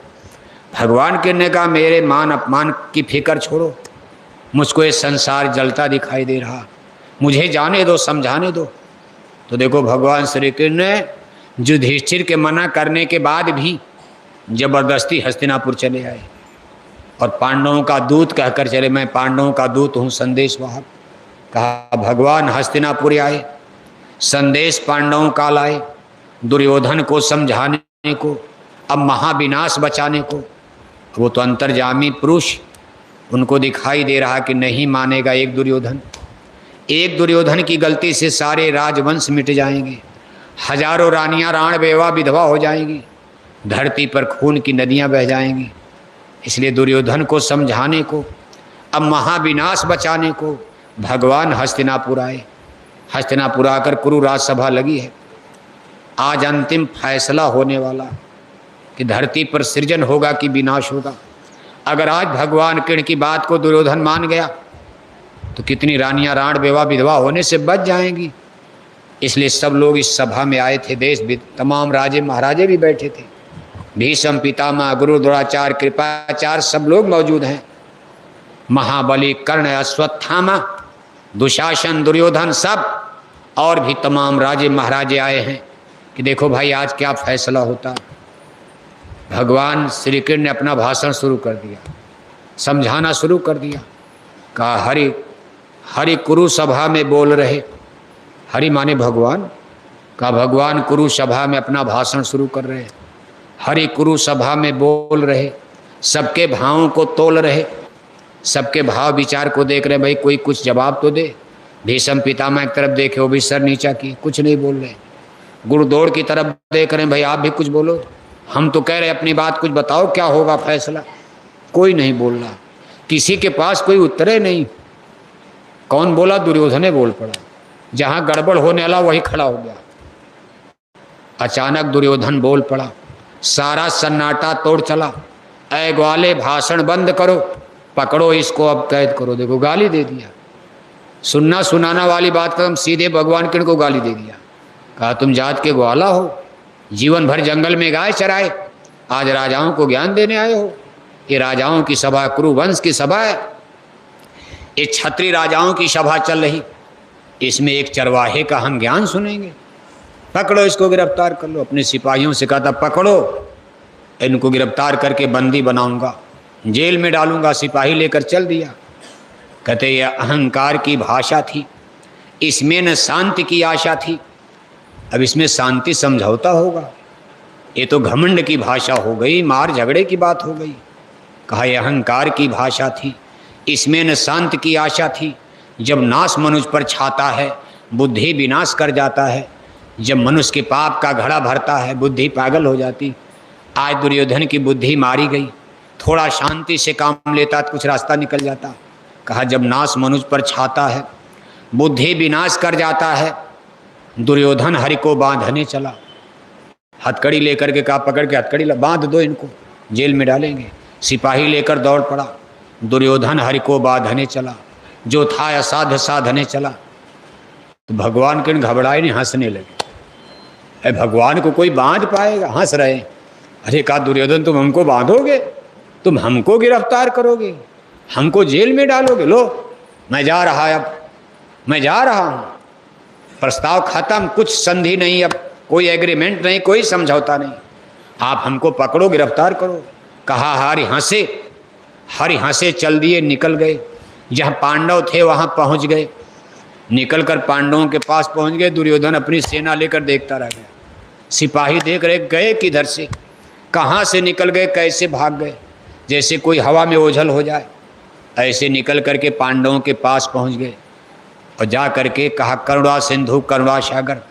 एकाएक आज कठोर हुए, जिनको दया सिंधु दया सागर कहा जाता। दया में आकर बेटा बेटी धन दौलत क्या नहीं दे सकते, लेकिन आज देखो नाराज हो गए, क्रुद्ध हो गए और गुस्से में बोल रहे हैं याचना नहीं अब रण होगा, आगे अब घोर समर होगा, अब शिव नेत्र तीसरा खोलेंगे, सब दिगंत अब डोलेंगे, सब राजवंश टकराएंगे, सब मिट्टी में मिल जाएंगे। घोषणा कर दिया, भविष्यवाणी भी कर दिया, कभी ये संसार बचेगा नहीं, सारे राजा महाराजा मार दिए जाएंगे, धरती नष्ट होगी, राजा राह के खून बहेंगे, हजारों रानियां प्राण बेवा विधवा होंगी। यानी ये अहंकारी राजा मानने को तैयार नहीं है। और देखो फिर कुरुक्षेत्र मैदान में सेनाएं खड़ी हो गई। 18 दिन के युद्ध में सारे राजा राजकुमार मारे गए, हजारों रानियां राण बेवा विधवा 18 दिन में हो गई, सारे राजवंश करीब करीब मिट गए। और तब से भारत लड़खड़ाया, आज 5000 बरस हो गया, भारत फिर अभी सुधर नहीं पाया।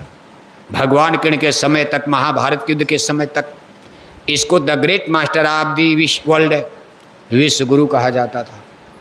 भगवान किरण के समय में अमेरिका लंदन का नाम ही नहीं था। उसमें दुनिया में भारत जैसे आज आप दुनिया की सुपर पावर की बात आती तो अमेरिका याद आता, लेकिन उस समय न मुसलमान थे न ईसाई थे। 5000 बरस पहले भारत विश्व गुरु और गोल्डन बर्ड है, सोने की चिड़िया उस समय कहा जाता था जब महाभारत के युद्ध हुआ। ये 5000 बरस पुरानी कथा है। सोने की चिड़िया का मतलब तब भारत में कोई भीख मांगता ही नहीं था, इन इतना खाना पीना सब सुविधा थी, एक भी भिखारी भीख मांगता भारत में नजर नहीं आता था। ये नहीं कि 5 किलो गेहूँ 5 किलो चावल और कोटा की दुकान पर खड़े हो गए, कहा महाराज हमको भी दे दो। जो 50 किलो गेहूँ चावल बेच रहा वो भी भीख का कटोरा लेकर कोटा की दुकान पर गांव में खड़ा हो जाता। क्या मिलेगा आज? कहा कोटे की दुकान पर सरकारी 5 किलो गेहूँ और 5 किलो चावल, पैसा देना नहीं है, सब कटोरा लेकर खड़े। अरे भाई आप क्यों लेते? अरे कहा मेरी गाय के लिए दर्रा हो जाएगा, मेरे घर में गेहूँ की कमी नहीं, मेरी भैंस के लिए चारा हो जाएगा। पियक्कड़ लोग कहते भाई ले जाता हूँ बाजार में बेच के दारू पी जाता हूँ, मेरे घर में गेहूँ चावल तो कम नहीं है, लेकिन ये सरकारी माल है, हम अपना हिस्सा क्यों छोड़ें, किसी के बाप का है। कोटे का गेहूँ चावल लेकर बाजार में बेचा, दारू पी गए। जहाँ इंसान की ये स्थिति बनी, लेकिन तब भारत में द्वापर काल में ये नहीं था, एक भी भीख मांगता भिखारी नजर नहीं आता था। धरती धन धान से इतनी परिपूर्ण थी, सब कुछ यहाँ था। उसमें भारत के लिए विश्वगुरु, सोने की चिड़िया 2 नाम से। लेकिन उसके बाद भारत अगर लड़खड़ा गया तो देखो यहाँ विदेशियों के आक्रमण, जंगली लोग जिनको रब और डाकू कहा जाता, एक तरह से डकैत, मार काट वाले, बहन बेटी नहीं पहचान, गिरोह बना लिया और भारत पर डाका शुरू हो गया। कभी सिकंदर का, कभी होर, कभी शक, फिर मुसलमानों का, फिर अंग्रेज़ों का। तब से भारत फिर संभल नहीं पाया।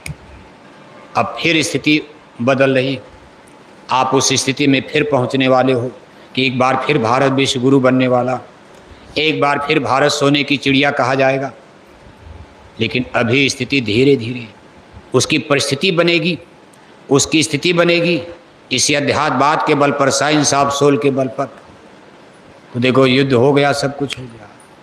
आज इतने दिनों से अपील तो हो रही है, हम लोग भी अपील कर रहे हैं। हमारे गुरु महाराज 60 बरस अपील किए, हमारे पूज हुजूर महाराज 10 बरस से हाथ जोड़कर अपील कर रहे, हाथ जोड़कर विनय हमारी, और हो जाएं सब, हो जाएं सब। लेकिन हाथ कोई जोड़ने को मान रहा है? हम लोग हाथ जोड़ रहे, हमारे महाराज जी हाथ जोड़ कर कहे भाई मान जाओ। लेकिन दुर्योधन है कि मानने को तैयार ही नहीं है। का भाषण बंद करो, ये सब हम नहीं मानेंगे, शाकाहार होकार सब बकवास है। मछली खाने बढ़ गए, शराब पीने बढ़ गए, तो फिर वही बात आ गई, या तो माने बात से और नहीं तो माने तो डंडा बजेगा। और जब डंडा बजेगा अब की बार राख बनेंगे महानगर तक, एटम के अंगारों से पत्ता पत्ता झुलस जाएगा, विश्व युद्ध टंकारों से महाशक्तियां दुनिया भर की मिट्टी में मिल जाएंगी। क्रूर विधर्मी मानव की तब अकल ठिकाने आए, मानव की क्या पेश, धरती का सारा आंगन लाशों से।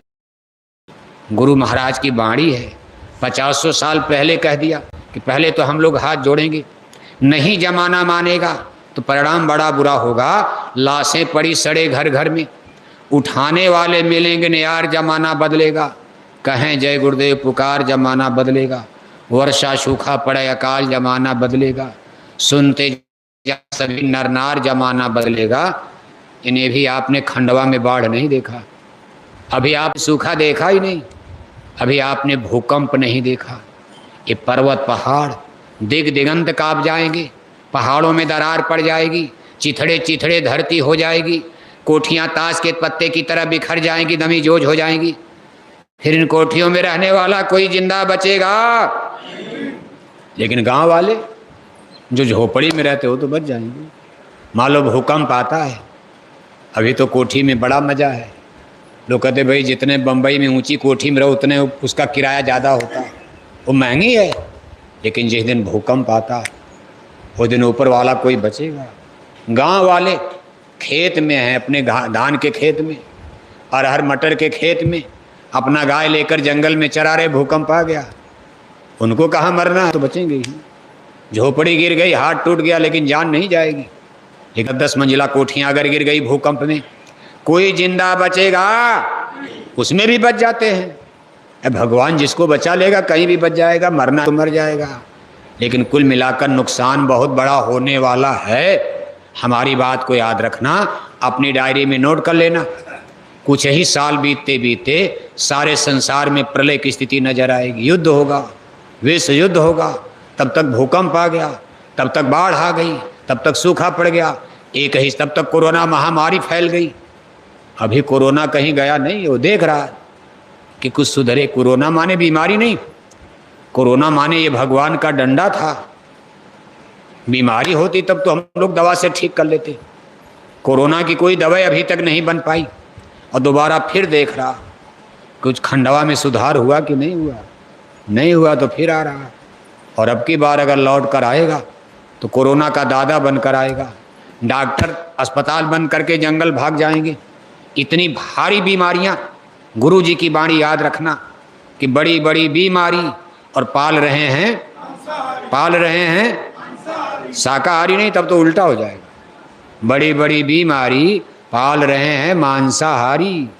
मांसाहारी माने मांस खाने वाले, किसकी मांस? केवल गाय की नहीं, ये नहीं कि मुसलमान सुअर की मांस, बकरी की मांस, मुर्गी की मांस, मछली की मांस, गाय की मांस, बैल की मांस, भैंसे की मांस, कोई भी मांस। ये नहीं कि आपको हिंदू मुसलमान गड़बड़ करे, हम लोग ठीक हैं, मुसलमान गाय माता को मार रहे, हिंदू लोग सुअर बकरी खा रहे तो आप अच्छे हो, नहीं। कोई मांस जो खा रहा, सबके पेट में मांस सड़ेगी। ये भयंकर खतरनाक वायरस बन रहे हैं, पेट में बीमारियां पल रही हैं। कहाँ पल रही? पेट में, खेत में नहीं, पेट में। ये सब चीज़ें आपके सामने आ रही हैं। गुरु महाराज ने कहा कुदरत है तैयार खड़ी, कुदरत है नाराज खड़ी, आगे तबाही बड़ी। तबाही माने मुसीबत, कुदरत माने भगवान परमात्मा, जो भी कह लो आप, प्रकृति नेचर। कोई कुदरत कहता, कोई प्रकृति कहता। अब कुदरत प्रकृति तो सब भगवान की ही है, यानी भगवान ही नाराज हो गए हैं। जब ऊपर नाराज हो गए, नीचे एमपी एमएलए आपको बचाएंगे? कोरोना में कोई बचाने आया आपको? एमपी एमएलए कोई आपके खंडवा में नजर आया? कोई इंजीनियर डॉक्टर दिखाई दिया? सारी डिग्री मार्कशीट आपकी इधर रह गई, करोड़ों रुपया घर में पड़ा और सामने बीबी तड़प तड़प के मर गई, कोई बचा पाया? इसलिए ये सब क्यों होगा? क्योंकि हमने आपने धर्म का अपमान कर दिया। धर्म में हिंसा हत्या का कोई स्थान है नहीं। धर्म शाश्वत है, सनातन है, सत्य है। सत्य धर्म में सत्य, हिंसा परमो धर्म है। उसमें अहिंसा की बात कही गई। हिंसा नहीं, हिंसा माने मारना, अहिंसा माने रक्षा करना, बचाना। आप किसी बकरी की रक्षा करो, रोटी खिलाओ, पानी पिलाओ किसी चिड़िया पक्षी को, ये अहिंसा है। आपने भूखी बकरी को काट कर पेट में डाल लिया, गप गप खा गए, इसको धर्म कहा जाएगा? इसलिए आज कहा किसी की गर्दन काटोगे आपकी काटी जाएगी। भगवान का नियम है, किसी को दुख देकर कोई सुख नहीं पा सकता। अगर सुख चाहते हो तो दूसरे को सुख पहुंचाओ। कहा साहब के दरबार में बदला कहीं न जाए, जो गल काटे और का अपना रह कटाए। किसी की गर्दन काटोगे किसी जन्म में आपकी काटी जाएगी, किसी की टांग तोड़ोगे किसी जन्म में आपकी भी तोड़ी जाएगी।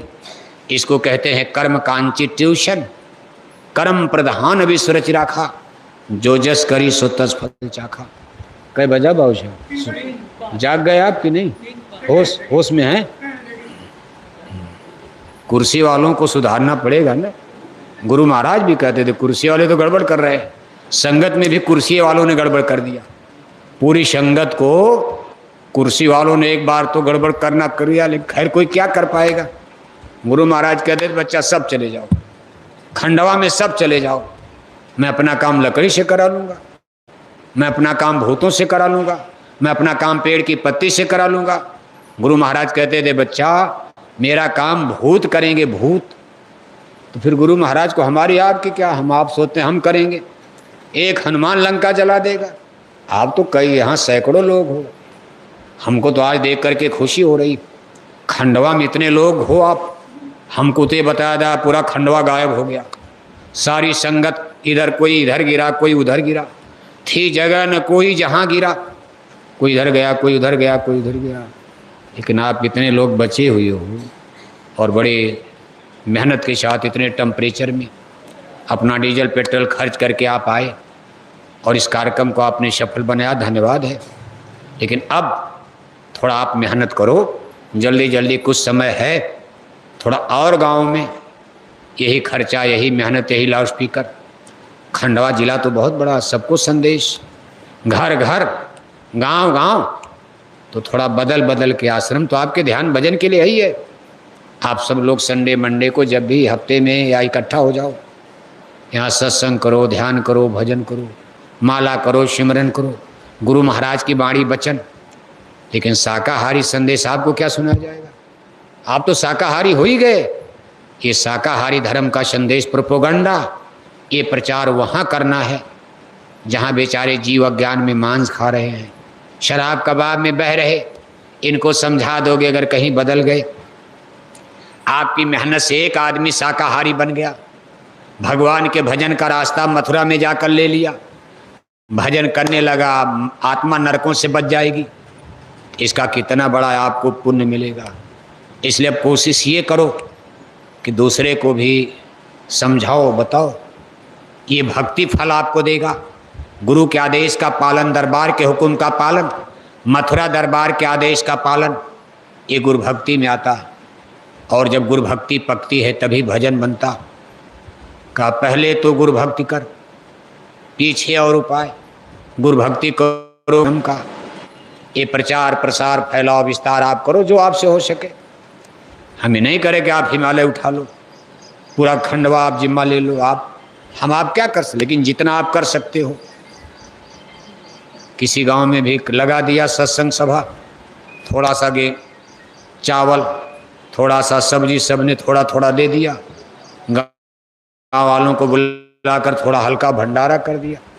कितने लोग, कोई गरीब हो आप, आपकी शरीर मोटी मोटी, हम तो दुबले पतले हैं। यहाँ तो सब मोटे मोटे दिखाई दे रहे हो, पैसे से भी मोटे, शरीर से भी मोटे। आपका कपड़ा, आपका चेहरा महारा बता रहा है इसमें कोई गरीब है ही नहीं। फिर खंडवा में जब गरीबी ही नहीं है तो आप बहुत कुछ कर सकते हो। अब आपको नहीं पैसा कहाँ से आएगा, अरे भाई आपके पास है। अब आप खर्चा नहीं करोगे तो लाभ क्या पाओगे आप? गुरु के नाम पर का, हमारे नाम पर नहीं, किसी आदमी के नाम पर नहीं, अपने प्यारे सदगुरु के नाम पर जो होम करोगे, स्वाहा करोगे, इसका आपको भारी पुण्य मिलेगा। गुरु महाराज के देते रहोगे सेवाएं, मिलती रहेंगी दुआएं। सेवा भाव में रहोगे तो आपको दया दुआ बरकत मिलती रहेगी। गुरु महाराज कहते थे मेरे नाम पर 1 गिलास पानी पिला दो, मैं बदले में 10 गिलास दूध देने को तैयार हूँ। 1 गिलास का 10 गिलास पानी का दूध बना कर दूंगा। जहाँ इतनी बड़ी बरकत देने के लिए गुरु महाराज तैयार, वहाँ आप हिम्मत क्यों हारते? धर्म किए धन ना घटे। अच्छे काम में सहयोग करोगे, ईश्वर मदद करते हैं। गंदे काम में पैसे लगाओगे तो बर्बादी है, उसमें कोई दया दुआ बरकत नहीं। इसलिए आप अच्छे काम में, इस जन जागरण काम में, आत्म कल्याण के काम में, प्रचार प्रसार के काम में थोड़ा सा, जब भी कार्यक्रम हो थोड़ा सा बदल बदल के, जहाँ नई जनता मिले, 2 ही मिलें 10 मिलें, लेकिन नए लोग सत्संगी तो कहीं पहुँच जाएंगे। पूरे खंडवा में आप केवल बता दोगे भाई फला गांव में सत्संग होने जा रहा, आपकी ये जिम्मेदारी, आपकी ये जिम्मेदारी, तो सत्संगी बेचारे तो वहाँ पहुँच जाएंगे। लेकिन नए लोग, अभी आश्रम में नए लोग तो आते नहीं हैं। नए लोग तो गांव में मिलेंगे। जस आपके सरई गांव में तो कई बार हो गया, सुन लिए लोग, जान लिए, जिसको बदलना बदल जाएगा, नहीं बदलेगा जानने में हम क्या करेंगे। इसलिए नई नई जगह, नए नए इलाके में बदल बदल कर भविष्य में इसी तरह से आप, जब तक वो समय संयोग नहीं आ रहा है प्रभु की विनाश लीला का, तब तक तो ये सत्संग भाषण चलता रहेगा। जब वो समय आ जाएगा विनाश का, तो फिर आप सत्संग कर पाओगे, अपने आप बंद हो जाएगा। जैसे कोरोना में कोई भाषण चला, सब अपने अपने घर में बैठ गए, सत्संग वत्संग पूजा पाठ सब बंद है। न कोई मथुरा जा पाया, न खेतौरा जा पाया, आश्रम में भी आप नहीं आ पाते थे। इसी तरह के समय जब आ जाएंगे विनाश का, चारों तरफ कोलाहल को हराम मच जाएगा, सड़कें बंद हो जाएगी, ट्रेन बंद, हवाई जहाज बंद, जो जहाँ वहीं ब्लॉक कर दिया जाएगा। सड़क पर निकलोगे पुलिस डंडा बजा रही है, जिधर देखोगे सब सन्नाटा छाया। उस समय आप प्रचार करने जाओगे आप, तब तो ऑपरेशन काउंटर शुरू हो जाएगा। इसलिए वक्त है, समय है, जितने लोगों को बचा सको, अपने रिश्तेदार, नातेदार, दोस्त मित्र, किसी को भी, सब भगवान की आत्माएं समझाओ और समय समय पर सबको मथुरा पहुंचाओ। रिश्तेदारों को ही पहुंचा दो। क्या आपके सब रिश्तेदार शाकाहारी हो गए? घर में ही नहीं सब शाकाहारी हैं। इन्हीं लोगों को ले चलो धीरे धीरे समझा बुझा कर। हर कार्यक्रम में कम से कम एक आदमी, नया आदमी ले चलो, भाई चलो सीख लो, समझ लो, जान लो। इससे आपको भारी लाभ, फायदा, पुण्य मिलेगा, फल मिलेगा। अभी देखो 20 से 24 दिसंबर तक मथुरा में पूज्य दादा गुरुजी महाराज का वार्षिक भंडारा, 5 दिन लगातार सुबह शाम आपको सत्संग सुनने को मिलेगा। 22 दिसंबर जो पूजा की मुक्ति थी तारीख है, इस दिन मंदिर में मंदिर देवता से दया दुआ आशीर्वाद बरकत की प्रसाद बटेगी। गुरु महाराज के ज़माने से बट रही है। मथुरा में मंदिर के देवता दया दुआ बरकत की प्रसाद बांटते रहेंगे। ये गुरु महाराज की अमर बाणी हो चुकी। संतों महापुरुषों के वचन ही मंत्र मूलम गुरुर्वाक्यम। गुरु के वचन हो गए तो अमर हो गए। बाकी आप किसी मंदिर में पत्थर से प्रसाद लोगे आप, लेकिन चूंकि वहाँ संत वाणी है, गुरु वचन है, मंत्र मूलम गुरुर्वाक्यम, गुरु महाराज ही वहाँ बैठकर आपको दया दुआ बरकत की प्रसाद दे रहे हैं। आप उस प्रसाद को भी प्राप्त करेंगे। और इसी 22 दिसंबर को पूज्य महाराज जी का दर्शन, उनका सत्संग और नए लोगों को नामदान, गुरु दीक्षा, गुरु मंत्र भी प्रदान किया जाएगा। 22 दिसंबर मथुरा आश्रम भंडारे का कार्यक्रम है 20 से 24 दिसंबर तक। तो कोई भी भाई बहन अगर आप चाहते हो कि हमारी भी आत्मा का कल्याण हो, हमारी भी आत्मा नरकों से बचे, जन्म मरण छूटे, तो भंडारे के इस कार्यक्रम में आप मथुरा आने की कोशिश करना। जो हमारे सत्संगी भाई बहन हो, शाम को अपने घर में बाल बच्चों को लेकर आप एक प्रार्थना बोलकर थोड़ी देर ध्यान, 10 मिनट ध्यान, 10 मिनट भजन, और फिर जय गुरुदेव 2 लाइन की नाम धुनी बोलकर आधा घंटा ये कार्यक्रम आप रोज किया करो। बच्चों को 2 घंटा 3 घंटा बैठाओगे तब तो ठीक, नहीं बैठेंगे नहीं, बस आधा घंटा में काम खत्म। इसके बाद घर में गोलक रखते हो, 1-1 रुपये का सिक्का सब लोग गोलक में डालते जाओ, महीना बीत जाए, उसका कागज़ का नोट बनाकर अपने जिलाध्यक्ष के रजिस्टर में आपने जमा कर दिया। रजिस्टर में गोलक सेवा का कॉलम बना हुआ। ये सेवा पूज्य महाराज जी के काफिले में आत्म जागरण के लिए अच्छे पवित्र काम में प्रयोग होती है। वहाँ पर्चा है, पोस्टर है, झंडा, बैनर, डीजल, पेट्रोल, कितने पवित्र काम में इस सेवा आपकी जाएगी। फिर इस सिक्के को आप रोज रोज अगले महीने फिर डालो, महीना भर, फिर उसको निकालो। सिक्का नहीं देना, सिक्का दोगे 2 कुंतल सिक्का कौन ढोएगा? उसका कागज़ का नोट बना के अब यही सिक्का जिंदगी बीत जाएगी, न गलेगा, न सड़ेगा, न जलेगा। सिक्का वही काम देगा, 100-200 सिक्का 1-1 रुपये का। बस आपने डाला, फिर दे दिया, फिर डाला। इससे क्या होगा कि बच्चों का संस्कार बनेगा। जब आप उनको रोज बैठाओगे इसी बहाने, तो बच्चे थोड़ा ध्यान, भजन, सत्संग, गुरु भक्ति, सेवा भक्ति, ये सब चीज़ें समझेंगे। इसकी महिमा महत्ता उनकी समझ में आएगी। और इसका लाभ क्या मिलेगा? मान लो कल आप मर गए, आपके घर में यही बच्चे फिर जय गुरुदेव नाम के ज्ञान की मसाल जलाएंगे। और आप बच्चों को जोड़े ही नहीं, अकेले सत्संगी रह गए, कल मर जाओगे, आपके घर में कोई जय गुरुदेव नाम बोलने वाला नहीं मिलेगा। बच्चों का भविष्य खराब हो जाएगा, उनकी पढ़ाई का भी नुकसान ना हो। ये नहीं रोज सत्संग कराओ, संडे है, मंडे है, दशहरा है, दिवाली है, कोई छुट्टी उट्टी का दिन है, सत्संग मिलाओ। लेकिन घर में आप शाम को सब लोग घर में आते हो, थोड़ा देर के लिए प्रार्थना पाठ किया करो बच्चों को लेकर, इससे उनका अच्छा संस्कार बनेगा। फिर उनको पढ़ने बैठा तो पढ़ें लिखें। इसी तरह जब आप सत्संग में आओ तो जिला संघ, युवा संघर्ष संगठन का रजिस्टर यहाँ मंच के पास रखा रहता। अपने बाल बच्चों का नाम, पता, मोबाइल नंबर युवा संघर्ष संगठन के रजिस्टर में यहाँ दर्ज करवाओ। समय समय पर इनको सत्संग में बुला करके इनकी ट्रेनिंग, प्रशिक्षण, तब तो धीरे धीरे सत्संग के बारे में समझेंगे, जानेंगे। नहीं तो गलत संगत में कहीं चले गए तो आप हाथ मलते हो, पछताते हो। बच्चा तो दारू पीने लगा, अंडा खाने लगा, माँ बाप की सुनता नहीं, गड़बड़ हो गया। इसलिए चीज़ आपको करनी है। बोलो जय गुरुदेव। बस 2-4